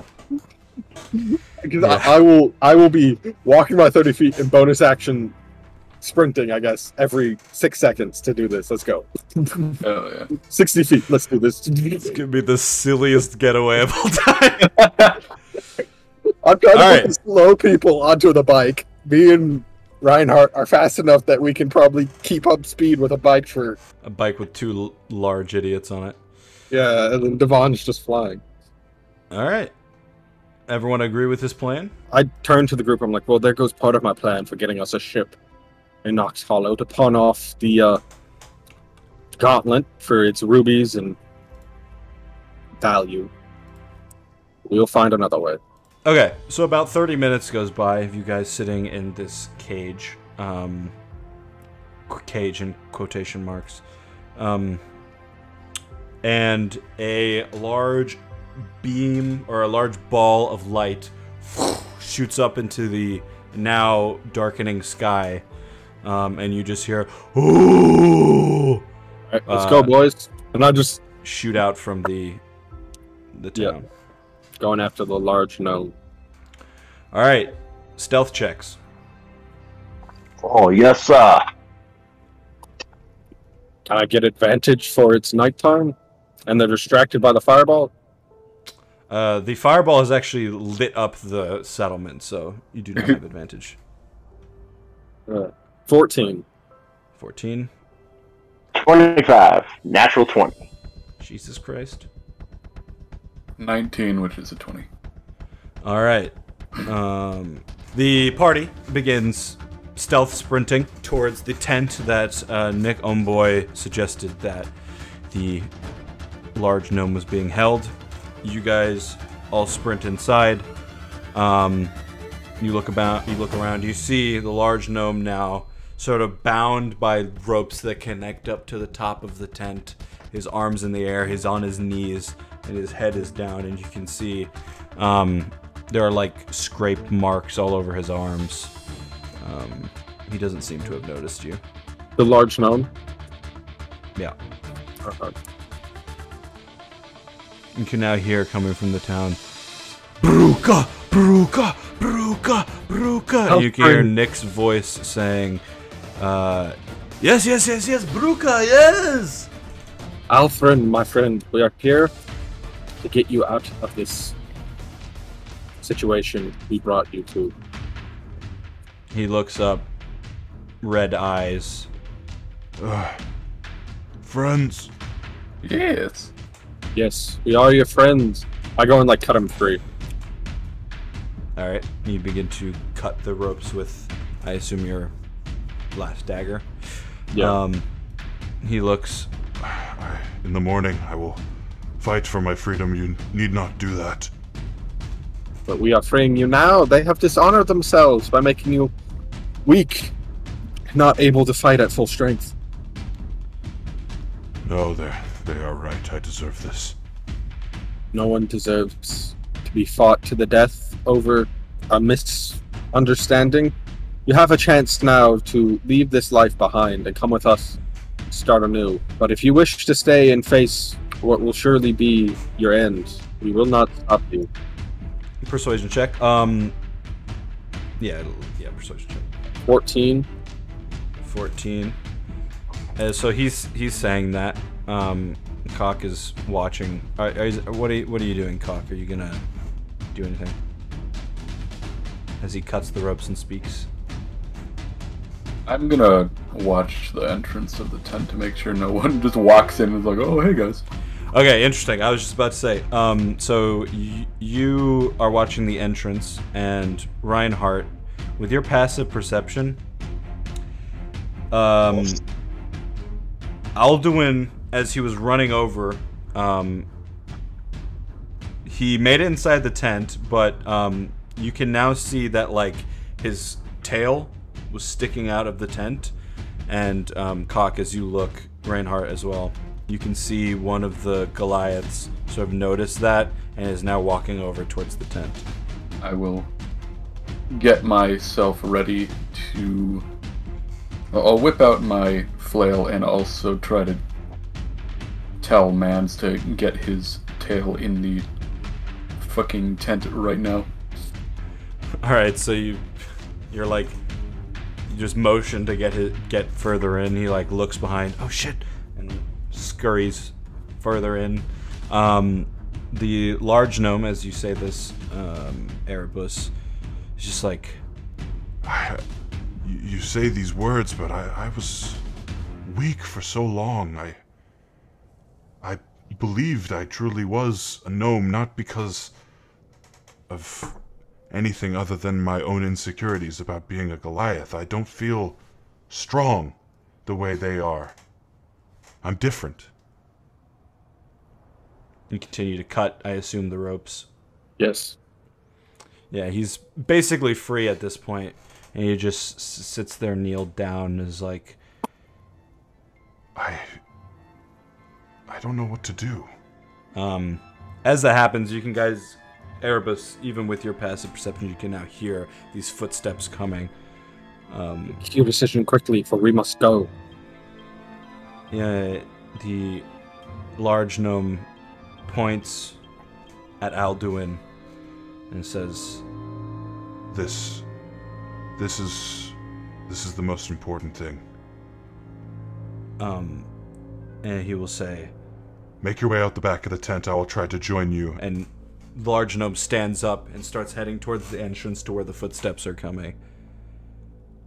Right, well, my friend, I guess I go and gesture everyone to follow me. Yeah, Alduin is the first one to scurry out, most terrified at this point. What do the rest of you do?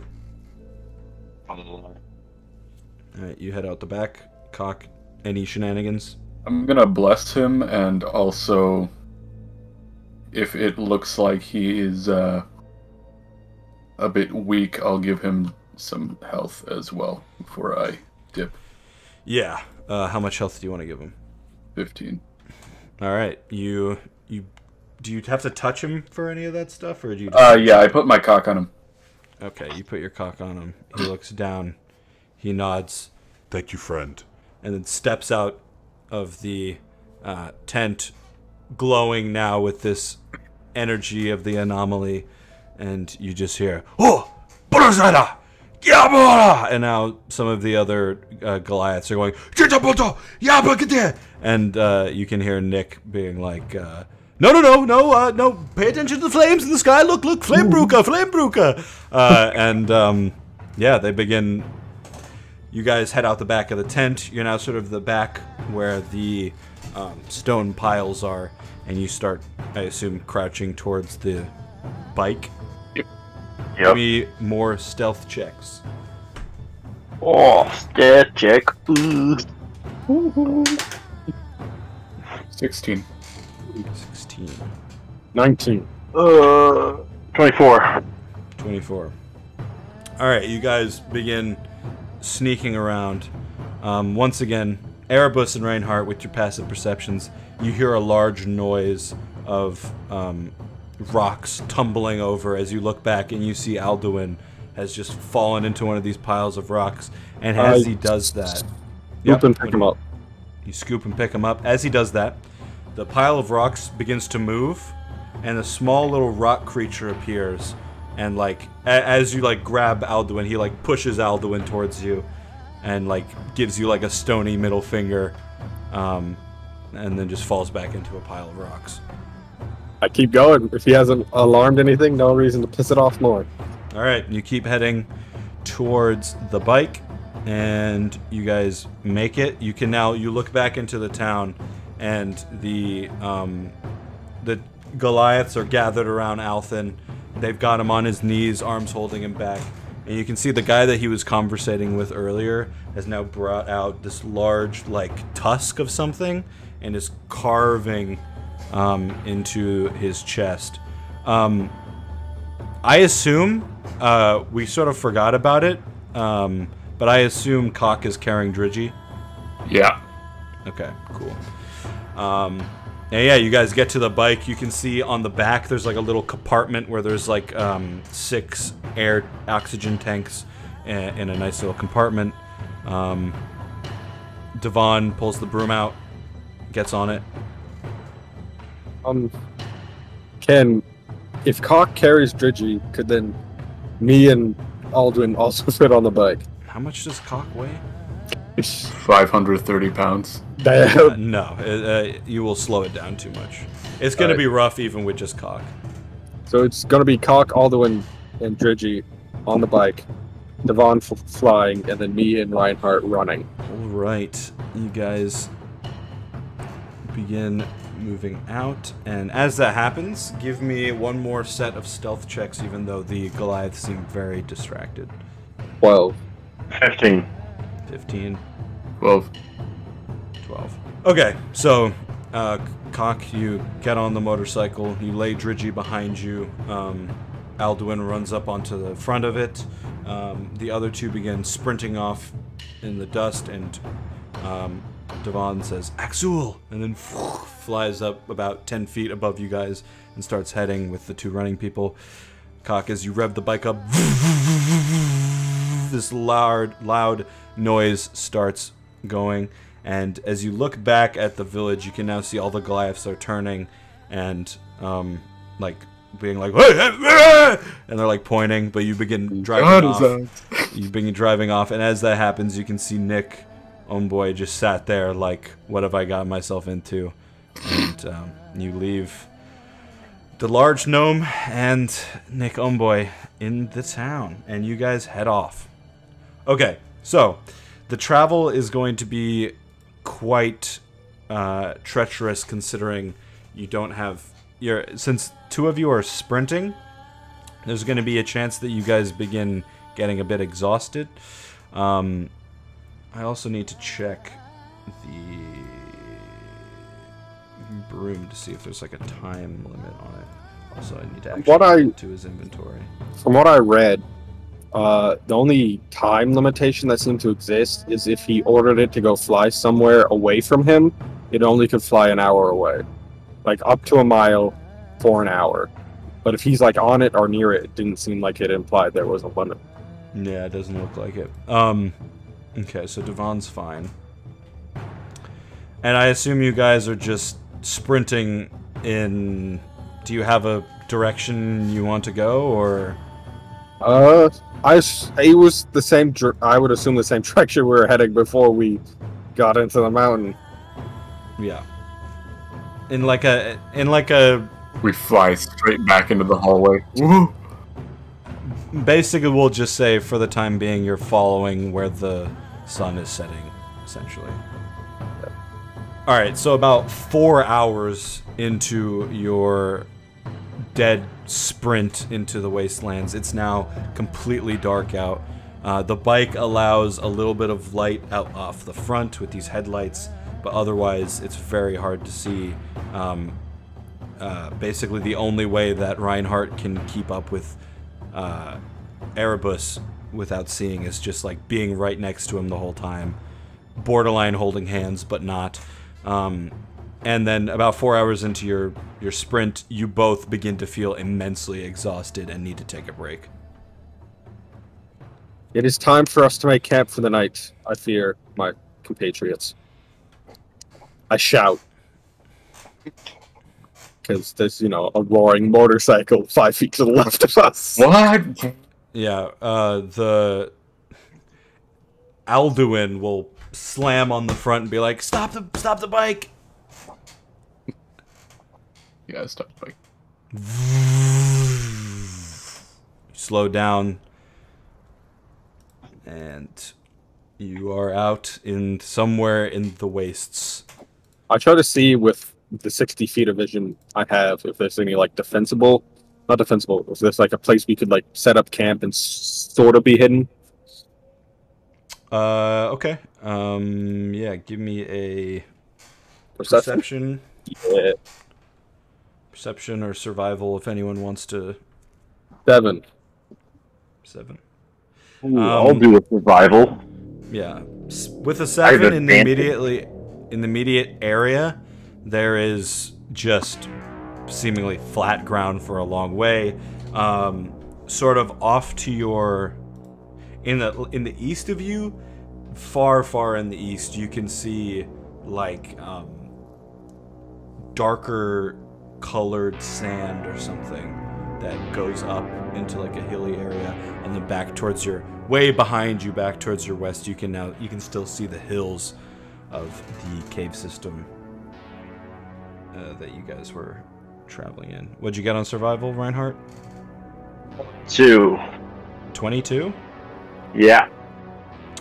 Alright, so you sort of feel the ground, basically. You do sort of an earthbender thing where you put your ear to the ground and listen for any large worms traveling underneath. But you don't hear anything. You're pretty sure that... I mean, this is out in the open, but this is about as good as you're gonna get. It's not gonna get better going anywhere else unless you, once again, want to exhaust yourself. But, yeah, this is probably the best place for a long rest. Devon will travel back down, sort of skillfully step off his broom and sit down and start playing solitaire. Based off that calculation about how many feet me and Reinhardt could run per hour, we just ran 27 miles. Yeah, it wasn't exactly that because the bike and the broom slow you guys down. So unless you were sprinting off ahead of everyone. So we were actually not going full on. We were sort of yeah, jogging. Keeping up. Yeah, if you were going full on, you would have gotten exhausted about 2 hours ago. Fair enough. I say we just set up camp, do a long rest. Long rest is 8 hours. That would eat up about the rest of this canister of oxygen we have. And if we don't see any major progress of finding Knox Hollow tomorrow, we'd probably only be able to do a short rest. So I say it's better we take the long rest now while we know we have the supplies than waste it for later. Alright. You guys want to take a long rest? Are you guys going to do anything switch out having people take watch or anything like that? Can we without losing the benefits of getting a long rest? Yeah, I mean, yeah, you guys definitely can. So right, it just depends on what order you want to go in. I'll take the first 2, and then Devon can take the next 2, then Hawk can take the next 2, then Reinhardt can take the last 2. Alright. And Alduin's just going to sleep the whole time. Yes. Alright. Those Dredgy, I'm grateful. Yeah, Dredgy is still unconscious. Alright, so you guys lay down for a night's rest. How many of you actually have bedrolls and shit? I don't. Okay. So yeah, it's not a great night of rest, but Devon actually has a blanket that he'll pull out and put over himself as he falls asleep to his own. I have 50 feet of rope. Can I turn that into a bed? You can lay on it like a pillow. Yeah. Just pull out 50 feet of rope. Alduin just cuddles up with the blanket or the cloak. And yeah, it's a pretty makeshift camping site, but the light of the... Do you turn the headlights off on the bike? We don't want the battery to die. Yeah. Alright. So yeah, you lie there in the dark. So, first 2 hours go by. You have a nice sleep, and then Erebus, you lie down. Devon gets up. Nice sleep continues.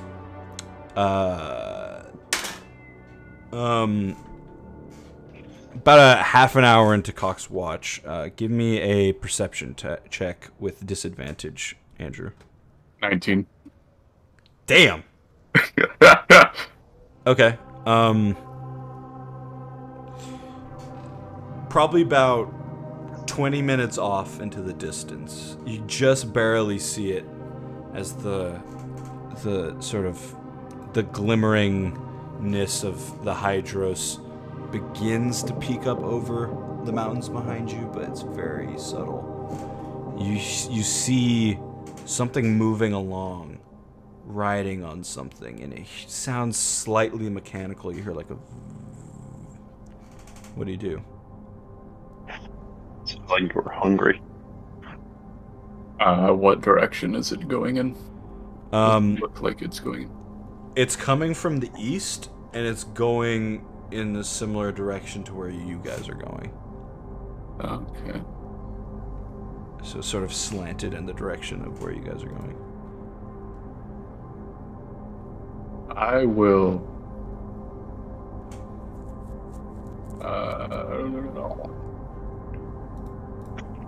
I'll wake up Erebus and point it out, as he can see generally farther than I can. Alright. Erebus, you are nuzzled awake. Hi. Could I do a perception check to see if I can get a better idea of what it is? So yeah, you open your eyes like, "Ugh, what?" And you look what he's pointing at. Everything's gone to shit. Ah! The fields are 19. burning. As well. 19, you look in that direction, your eyes much more adjusted to this lighting than Cox are.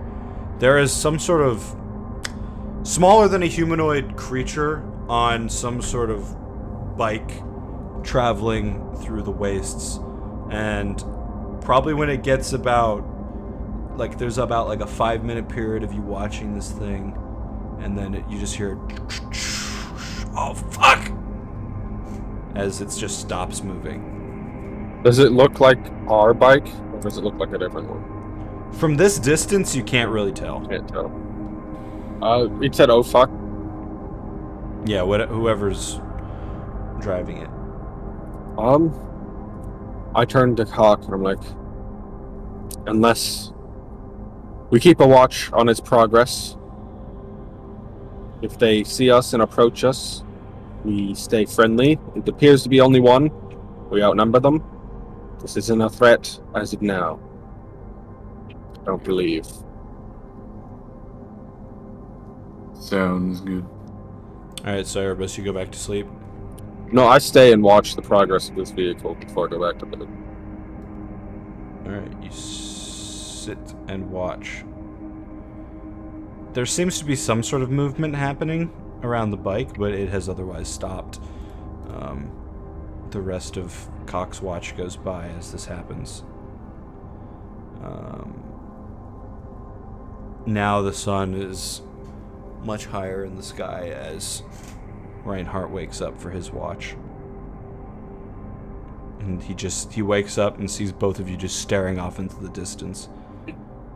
Now he notices this mechanical machine. Continue to watch its progress, Reinhardt. I need to get back to sleep. Aye, sir. It's not a threat unless it makes itself a threat. And then I pass out. Got it. Alright. Reinhardt, you sit and you watch. Give me a perception check. Sure. Advantage. Woo. Oh, yeah, I have an advantage. Oh, never mind. 16. Yeah.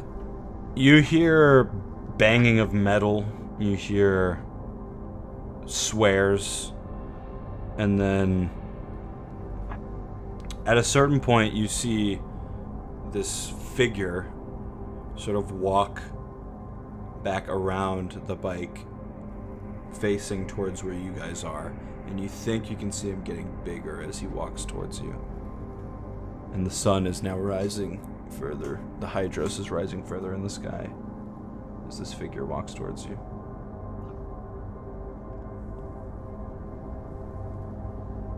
So we alert the others.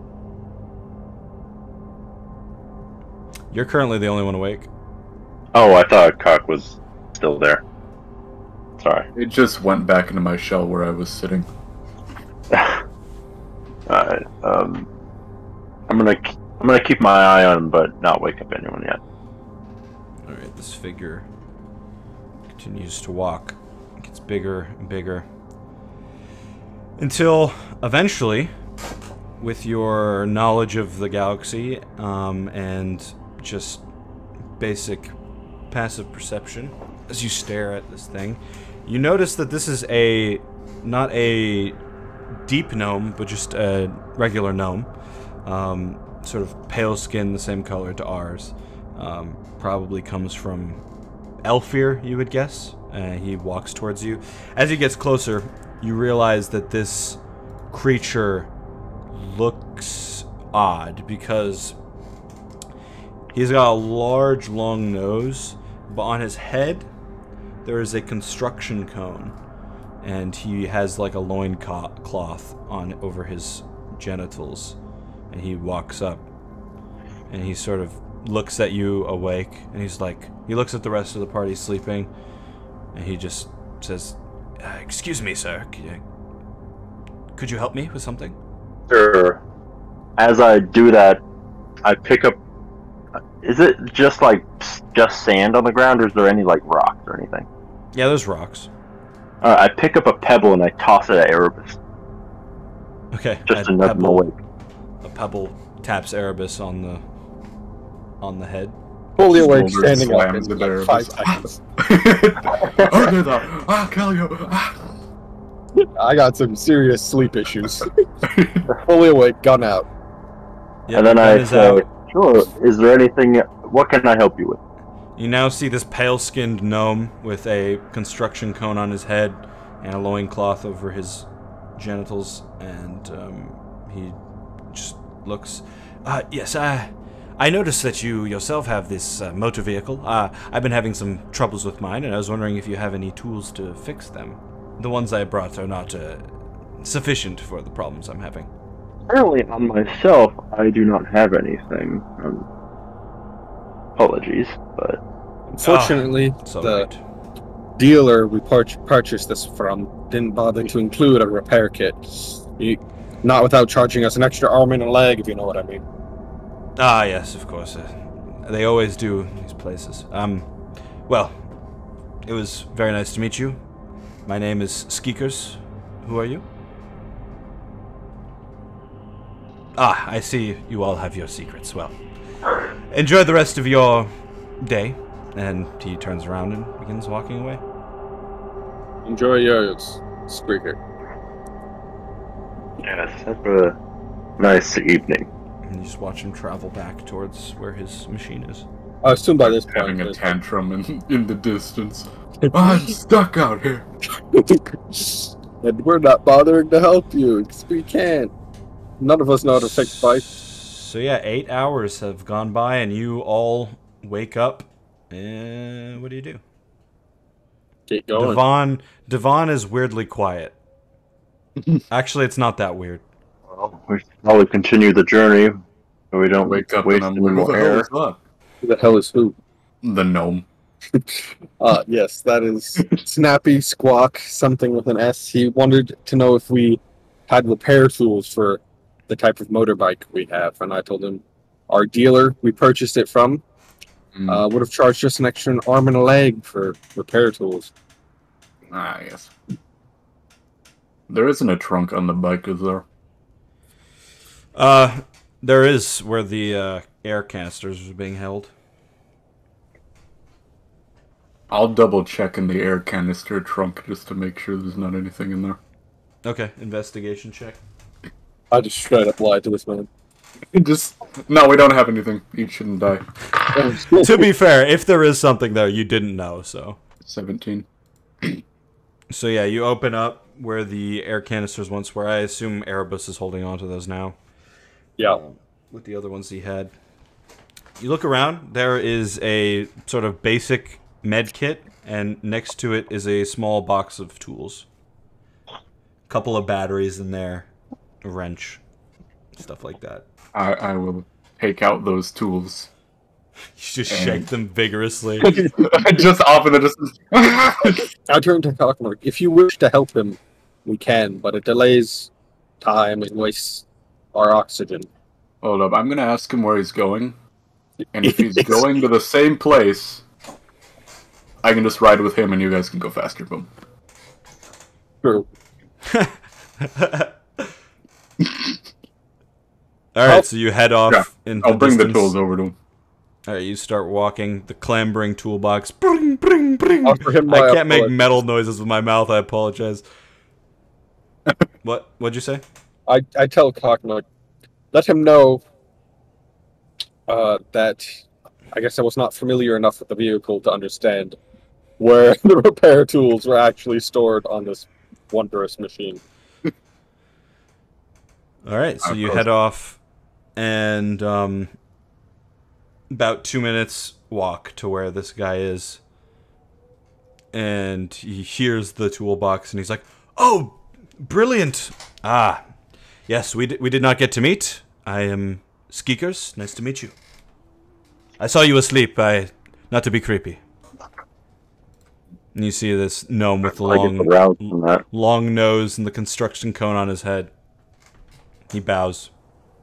I often watch people when they're asleep. I bow in return. Ah, yes. Quite. It's a fun pastime, if you don't get caught. Thank you. May I take a look at these tools? Yeah, of course. Do you know what the problem is with your bike yet? Yeah, so now that you're closer, you can see the sort of the front wheel. It's got like this, it's like a long bike, and the front wheel has like this motor connected to it, and that motor is just like slightly smoking. Yes, I believe I short-circuited it trying to get through the wastes of night very fast. I shouldn't have pushed it, but you know, it's scary out here. Who knows what's traveling in these wastes? I hear there's large worms that will pop out and just eat you out of nowhere. I didn't want to be one of those fools. Yes, our dealer had an interesting story about that one. Ah, yes. He opens up the toolbox. I assume you give it to him. Yep. Ah, yes, yes. Ah, good. Yes, I brought some tools myself, but none of them are quite prepared for my issues.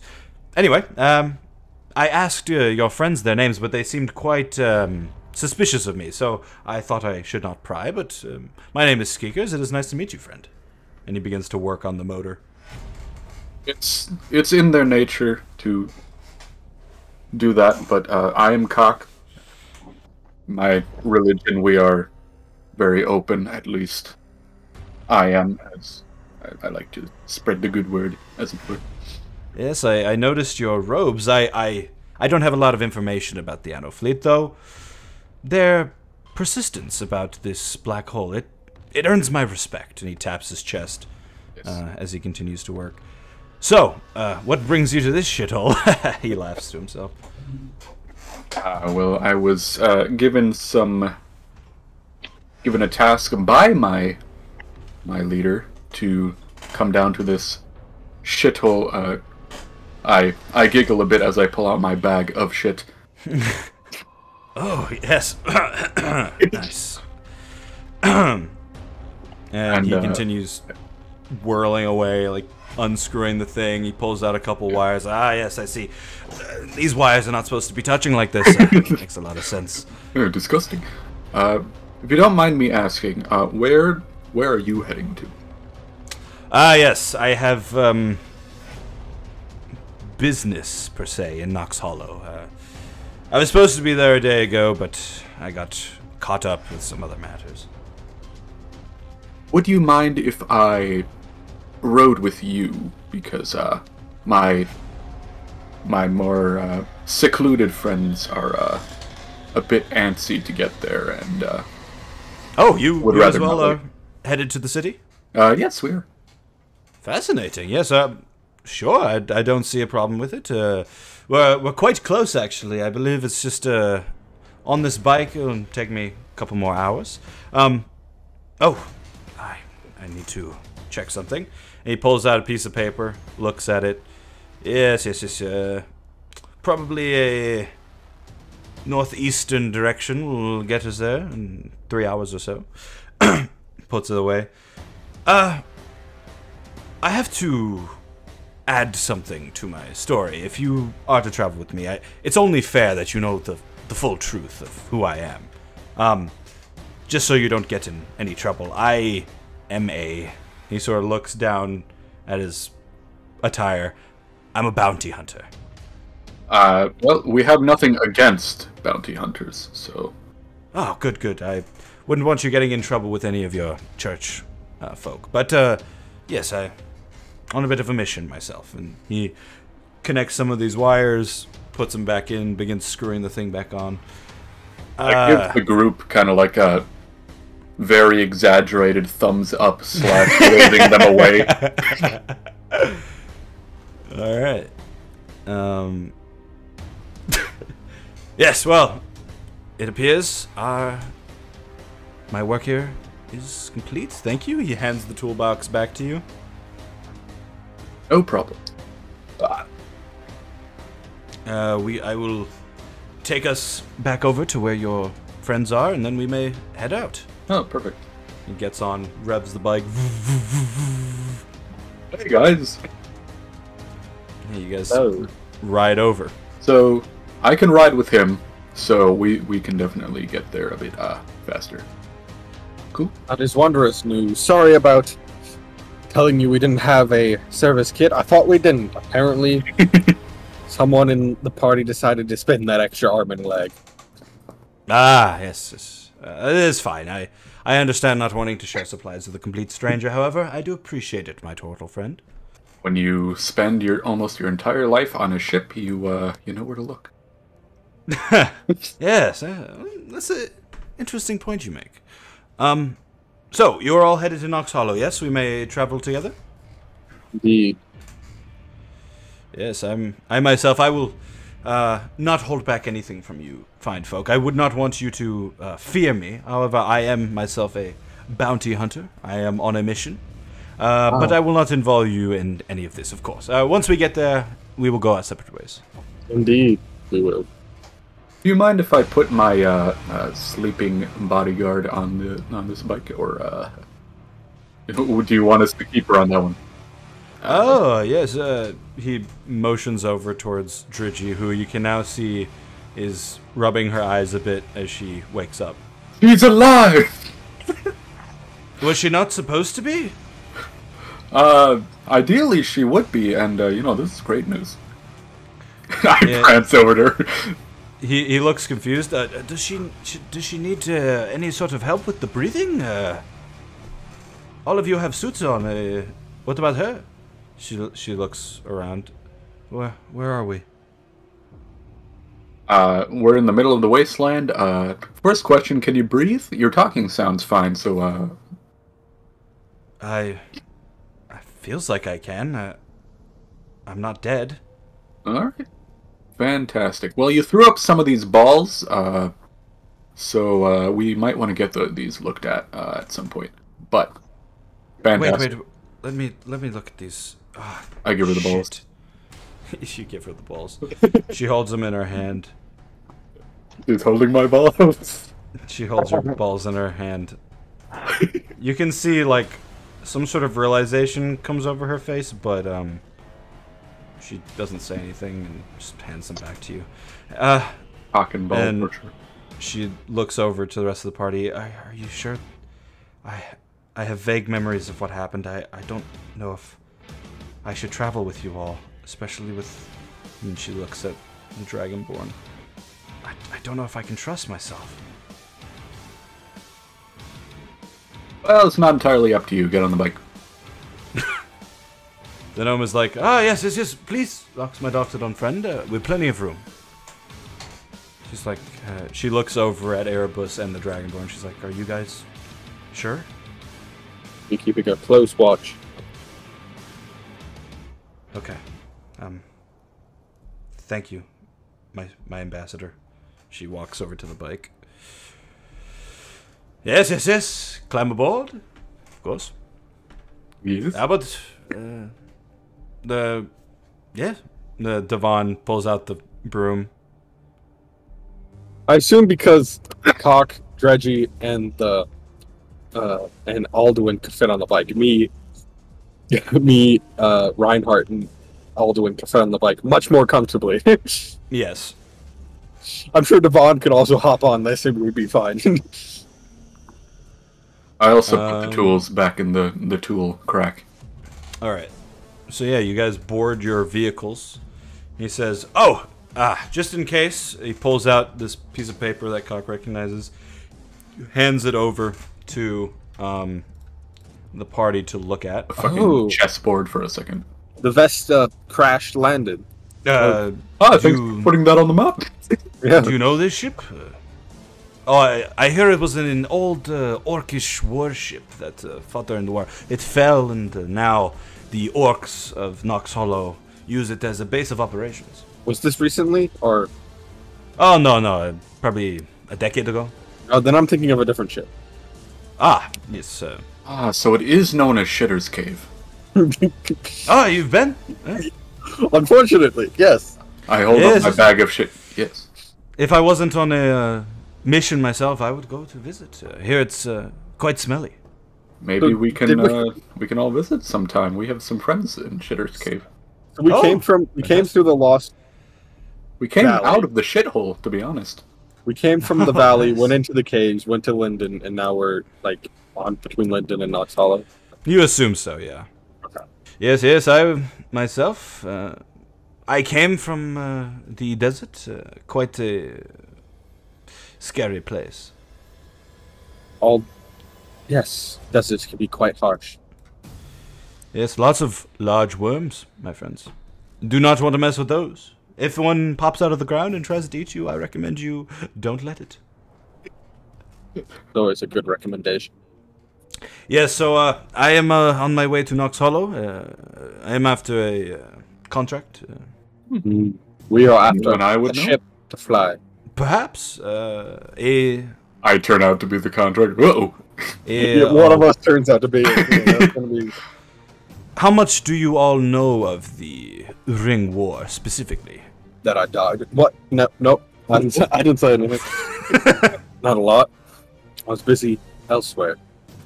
Yes, well, not everyone involved themselves in such barbaric battles, but there was a specific war criminal named Tilas Rex, and I've been hired to bring him in, finally.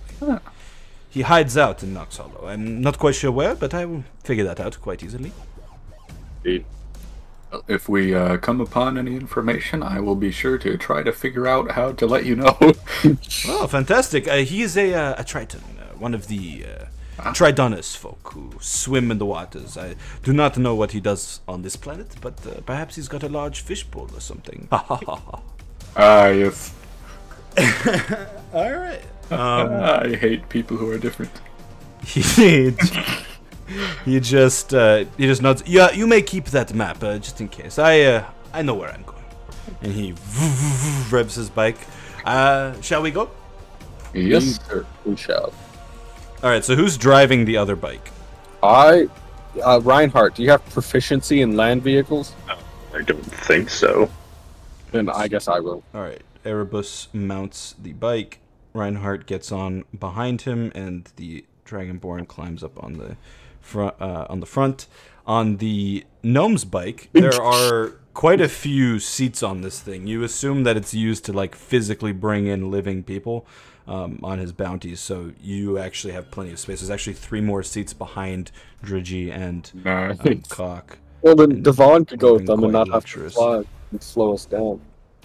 Yeah, Devon will put the broom away and just I can play solitaire in the back. His cars get sits picked up down. by the wind. And Yeah. The Dragonborn actually says, maybe I should travel them with it as well, so I don't have to sit on the front and have my feet fall asleep. Reinhardt, Shut how?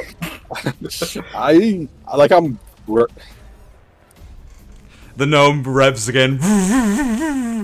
Come on. Reinhardt, how about you take Alduin and join them? I unzip my turtle costume. Alright, so the entire party, minus Erebus, gets on the gnome's bike. I should start charging a fare at this point. He laughs. Revs his bike and then zooms off. It's Mr. Comedy. And both bikes zoom off into the wastes, and you follow the gnome. You guys travel once again for about 3 hours on bike. Loud sounds of dust spitting up in some of your faces at times, and just I don't know constantly. I could do this or not. But, like, rocks. while I'm driving, like, my right hand also has my gun in it, so I'm like, like, if anything shady's going on, I'm like, You definitely have it ready to go in case something happens. Yeah. But in the day, your travel is quite peaceful. You see the sights. You can see now much easier the Calypso Desert in the distance, and honestly, with the light of the Hydros, it's actually quite beautiful. As you travel as well, you'll randomly see things like you'll see a pack of like large furry pigs run by. You'll see like out in the distance, like there's actually a moment where like there's like a bystander, like this small little gnome, like deep gnome lives here. He'll like see you, wave at you, and then a large worm will come out of the ground and eat him and go back into the ground, and all of you just share a moment of absolute terror. But yeah, the travel's otherwise pretty nice. You begin to climb up a large hill section of this dusty chalk ground, when just at like the peak, the Skeekers stops his bike, and he just I pull up next to him. He sort of hops off for a second. Yes, I believe we're almost there. And he climbs up to the top. There it is. He points. Does anyone else go and look? Yeah, I'll look in the way he's pointing. All right, you guys climb off your bikes and look out. And as you come over this elevated landmass, you see sort of, as you're walking up, you begin to see the tip of a glowing, powerful purple dome of energy. But you know this to be the shield that protects Nox Hollow, not just from outside attackers, but also keeps oxygen inside so that the people that are not native to this planet may breathe freely while inside the city. You also see 2 large transport tubes, one on the other side of the city that shoots out into the east towards another continent, and one that shoots out towards you guys, and it goes on for miles, but it stops sort of right at the precipice of where this hill heads down into. And these are large transport tubes that have, cartering, like mine carts basically, that can transport you back and forth from the city out into the wastes much quicker than normal transportation. And when he sees this, Skeekers is like, yes, I miss this city. It's been a while. I only came here once a long time ago, but it was quite nice. Very large. I'm looking forward to see what they have changed. Woo! But yeah, this is a very cool looking sci-fi city out in the otherwise boring desert wasteland. I hope we find what we're looking for too. Yes. The transport tubes are quite useful, actually. If we were to walk the rest of the way, it would take us no less than 7-8 hours. But with that, probably 15 minutes. That is very good. We were worried we might run out of oxygen on our journey here. No, my friends, not with me. You stay with Skeekers. I will let you know everything you need to know about the city. You need to be partial to breathing. Yes, quite. Our total friend would have lasted at least an hour longer than the rest of us with his ability to hold his breath. Woo! So I believe it is custom to not bring other vehicles inside, so we need to find a place to hide our bikes before we head down. Nice. I will look around. So it's going to take 8 hours to walk from here, or will it take from 15 here all minutes? the way to the city? Yeah, if you were gonna walk to the city, But if you use the transport tube, which is just at the bottom of this hill you guys are on, Oh. yeah, Gotcha. it's like a large tube that seems to be empowered with similar energy to the dome, but it extends out and it has like this like air sealed, basically like train station inside. Gotcha. Yeah, we look around a place to hide the bikes. The gnome says, I might be able to park one over behind these rocks. Do you have anything to disguise them? As he gets on his bike. Moves it over. No, not. Look at my turtle costume for a second, and then I'm like, no, that's not gonna fit in there. Alduin says, would the cloak work, or? Oh, you need that, Alduin. We will not. It's more important that we keep you disguised than we disguise this bike. Alright. That's not his fucking voice. Alright. The gnome offers to drive your bike over as well as he hops off his. Thank you. He parks it. Well, I suppose we could just hope nobody takes these. I've got keys to mine. I don't know what about you. It appears this is just an on button. That's quite a bad design. I believe. Yes. It was quite cheap in our trade. It's fine. Yes. I'm pretty sure it wasn't cheap at all. What town did you pick this up in? I don't really like the design of the whole thing. The tires on the back are way too flashy. It was some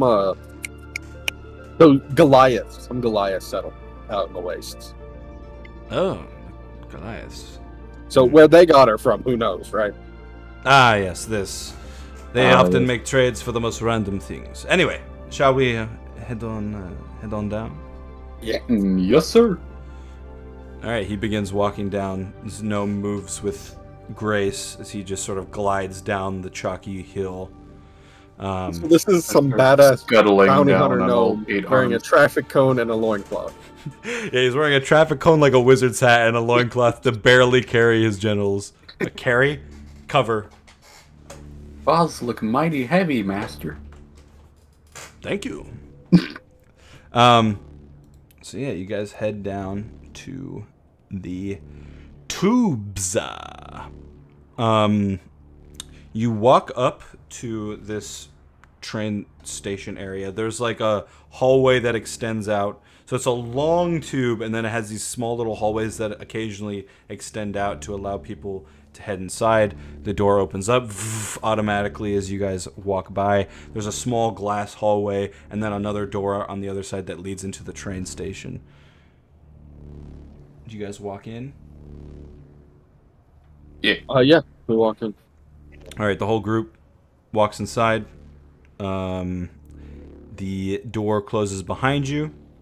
You hear a robotic female voice say, Remain patient as toxins are vented and additional scans are made. and you hear this noise as like this gas begins to be sucked out of the room, and then the lights sort of go dim for a moment, and a green laser scan begins probing you all. It starts at your head and goes down to your feet and then back up. And you hear, Unidentified creature. Access denied. Please exit the transit station. and the gnome's like, what? What do you mean, unidentified creature? He It starts seems looking around. our young companion here, he got into an unfortunate magic accident. You know, those witches and their curses. Right. Is this why he wears the cloak over his face? Can he even Indeed. see? He can see. Well, I suppose I don't know what to do. If they won't let us inside, maybe we troubleshoot. He walks up to the door leading into the station. He knocks on it. Hello, is anyone out there? Please let us in. You can actually see far in the distance. There's like you can see through these glass. There's 6 different like rails for these carts to travel on, and you assume 3 go there, 3 come back. All of them are empty. However, one has a cart in the distance coming in your direction. Is there like security cameras that I can see? Give me investigation. 15. Yeah, there's some sort of camera in the corner. Would there be a way? 'Cause I was gonna, thieves' tool, try to just open the door, but is there a way I would be able to do that hidden from the camera? You also hear, as you're contemplating this, the robotic female voice say, Please remain stationary or exit out the back as we figure out what's going on. the gnome Advanced knocks AI. on the door again. Please, no need. Our friend here, he had some magic happen to him. He's fine, trust me. Come on, you can trust Did me. you hear the voice say, I do not believe you. oh, come on, please! Come on, I trust assure me. you on my life and the life of my companions Huh? that there is no threat amongst us to the health and safety of this great city. Among us. Do you want to try the sleight of hand, try to open the door? Yeah. Alright, give me a roll. As that happens, you can now see this long black... It almost looks a bit like a metro train, but longer and more sleek. And it parks up in one of the station bays. And you see the doors open up. And not the doors to your hallway, but the doors to the cart open up, and a man walks off of it. What'd you get? 18. So yeah, you're looking over the door, trying to find out a way to open it. You start messing with some of the buttons. You sort of begin to open it up and look at some of the wires. And as this happens, this man walks up. You see a male elf with short brown hair and a goatee. He's wearing like clean overalls and a blue shirt and like the classic train driver's hat. And he walks up to the glass, sort of looks in, clearly trying to figure out why the doors aren't opening.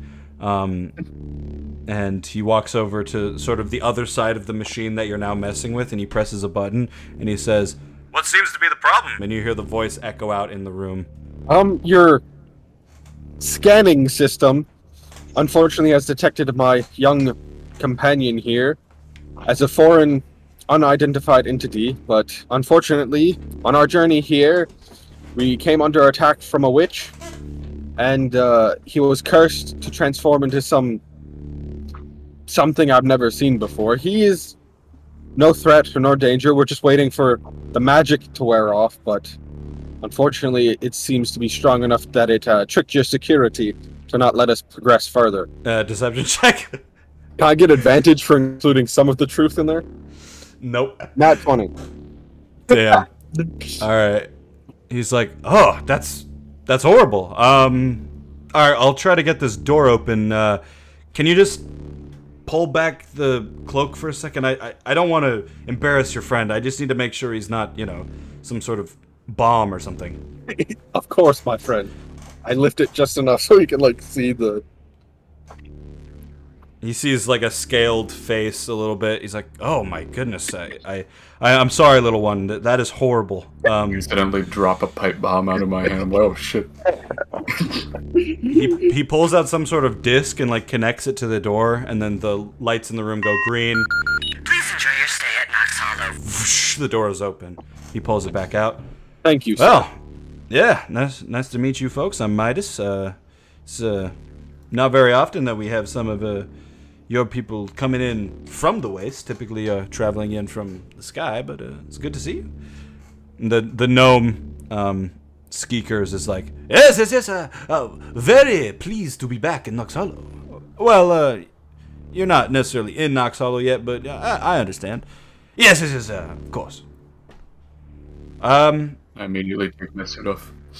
What brings a party of your varied races to a city like this? We are very open to everyone, but quite an interesting group.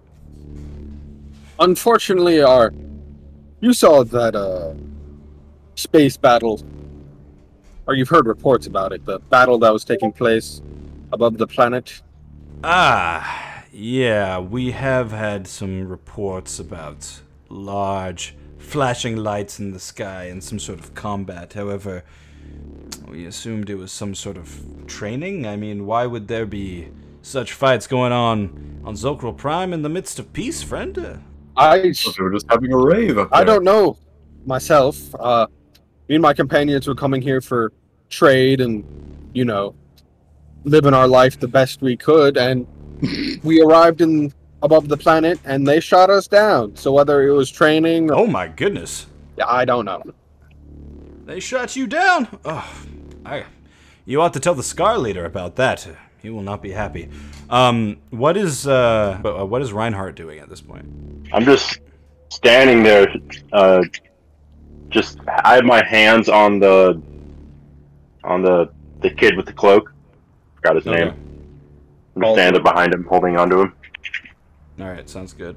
So yeah, Midas is like, well, regardless, I gotta show you guys the toys that we got here. This machine over here, and he points towards the sort of train-looking machine. This is what we call Instabirds in Nox Hollow. They get you to and fro wherever you need to go. Well, within reason. We can't take you to other planets or something like that. How unfortunate. Yeah, they're piloted by the most special pilots on Zokral Prime, the Storm Singers. I happen to be one myself, and the gnome is like, "Oh, very, very, very impressive, my friend. Thank you. I like your hat. Ah, thank you, thank you. Yes. Do you like my hat? No. Oh. Okay. Shit. I was not expecting that. Oh no, I only play, my friends. You set me up. I had to take the joke. Right. Anyway, would you like me to show you inside? Oh yes, please. The sort of train cart is about 40 foot long. It's dark blue steel. It has like a speeding bullet type look. The doors open by physically lifting into the air like a fancy car. And Midas motions everyone on board. I assume everyone gets on. Mm-hmm. You look inside. Currently empty. He's like, usually with more people, but there have been certain things happening inside the city that have been keeping people out. I'll just say that. You guys walk inside. You basically see like a really fancy public bus. There are seats that face forward along the walls near the front, and then at the back there's like an area where you can stand or sit on like a couch that wraps around the back of the transport.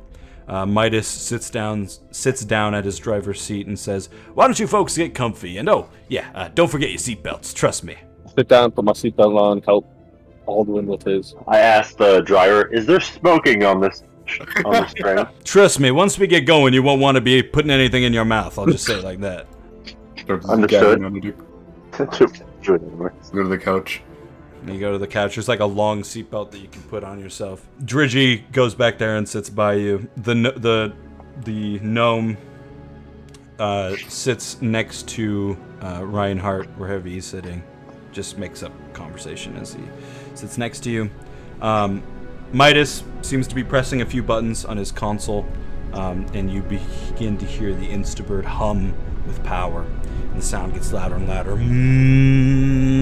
And you can almost feel like the machinery all around you vibrate. And this continues for about 10 seconds. It just builds and builds and builds till this climax, and the bird it like spins onto one of the other rail tracks heading back. It just zooms. And it's a strange sensation, but you ultimately feel okay. You definitely know that your body is moving fast, but it's not like you're pressed into the seat or anything. It's like you're just sitting normally. But then when you look out the window, you can see the movement is so ridiculous you can't even tell what you're looking at. And yeah, this transport basically turns what would have been a 7-hour walk into like a 15-minute ride. And as you guys are going, Midas is just sort of talking back at you guys like, you know, the great thing about Nox Hollow is everyone is welcome. Nobody will be turned away because of the race they are or what they believe in. And that's what I love about this city. Hey, you guys should find me when my shift is over. Maybe we can have a drink or something. I love drinking. Alcohol is nice. Yes. The transport keeps going, and he's like, "Oh, If you're gonna stay in the city for more than a day, I suggest you check out the Incilian Suite. It's where I like to stay when I have my vacations. Vacations as in I just go somewhere else other than my house. But yeah, I hope you guys enjoy your stay inside the city. And the transport keeps going as Thank you. as he keeps talking. And now the gnome is like, yes, I've stayed inside the Incilian myself. Are the elves still running that place? Yeah, the elves, they're quite adept at being people, you know? Ah, yes, people. And yeah, the transport continues to go, and eventually comes to a stop. It has to take a long time, so there's like a 30-second period where that's just dedicated to slowing the thing down, and then eventually it stops. And Midas says, "All right, this is where we get off. It was a pleasure talking to you folks. Hopefully we can meet once again. My name is Midas Baranarath. If you ever need any more services," and he salutes and motions for you guys to step off. And the gnome is the first one. Doors open up, and he walks off. Oh, I get off with Alduin. I walk up behind him and light a cigarette. Hell yeah. He just nods to the rest of you. Cock Drigi just looks for your direction. Devon got on with us, right? You're gonna leave. Devon is just traveling with the party. Drigi sits there. She unbuckles herself but just watches. She just says, "I'm sorry.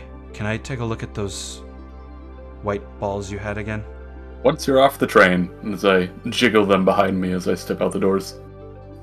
She gets up and travels with you. Yeah, so basically you guys exit the transport.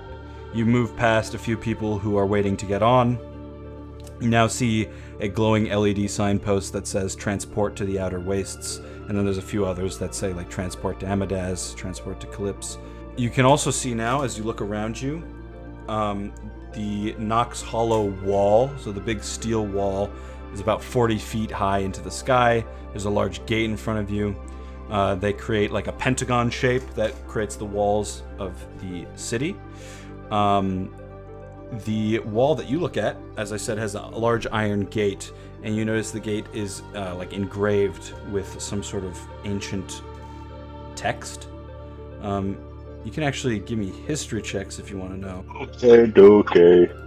I got a 4. 4. Very close to landing on that nat 20, but decided to not roll it off my direction.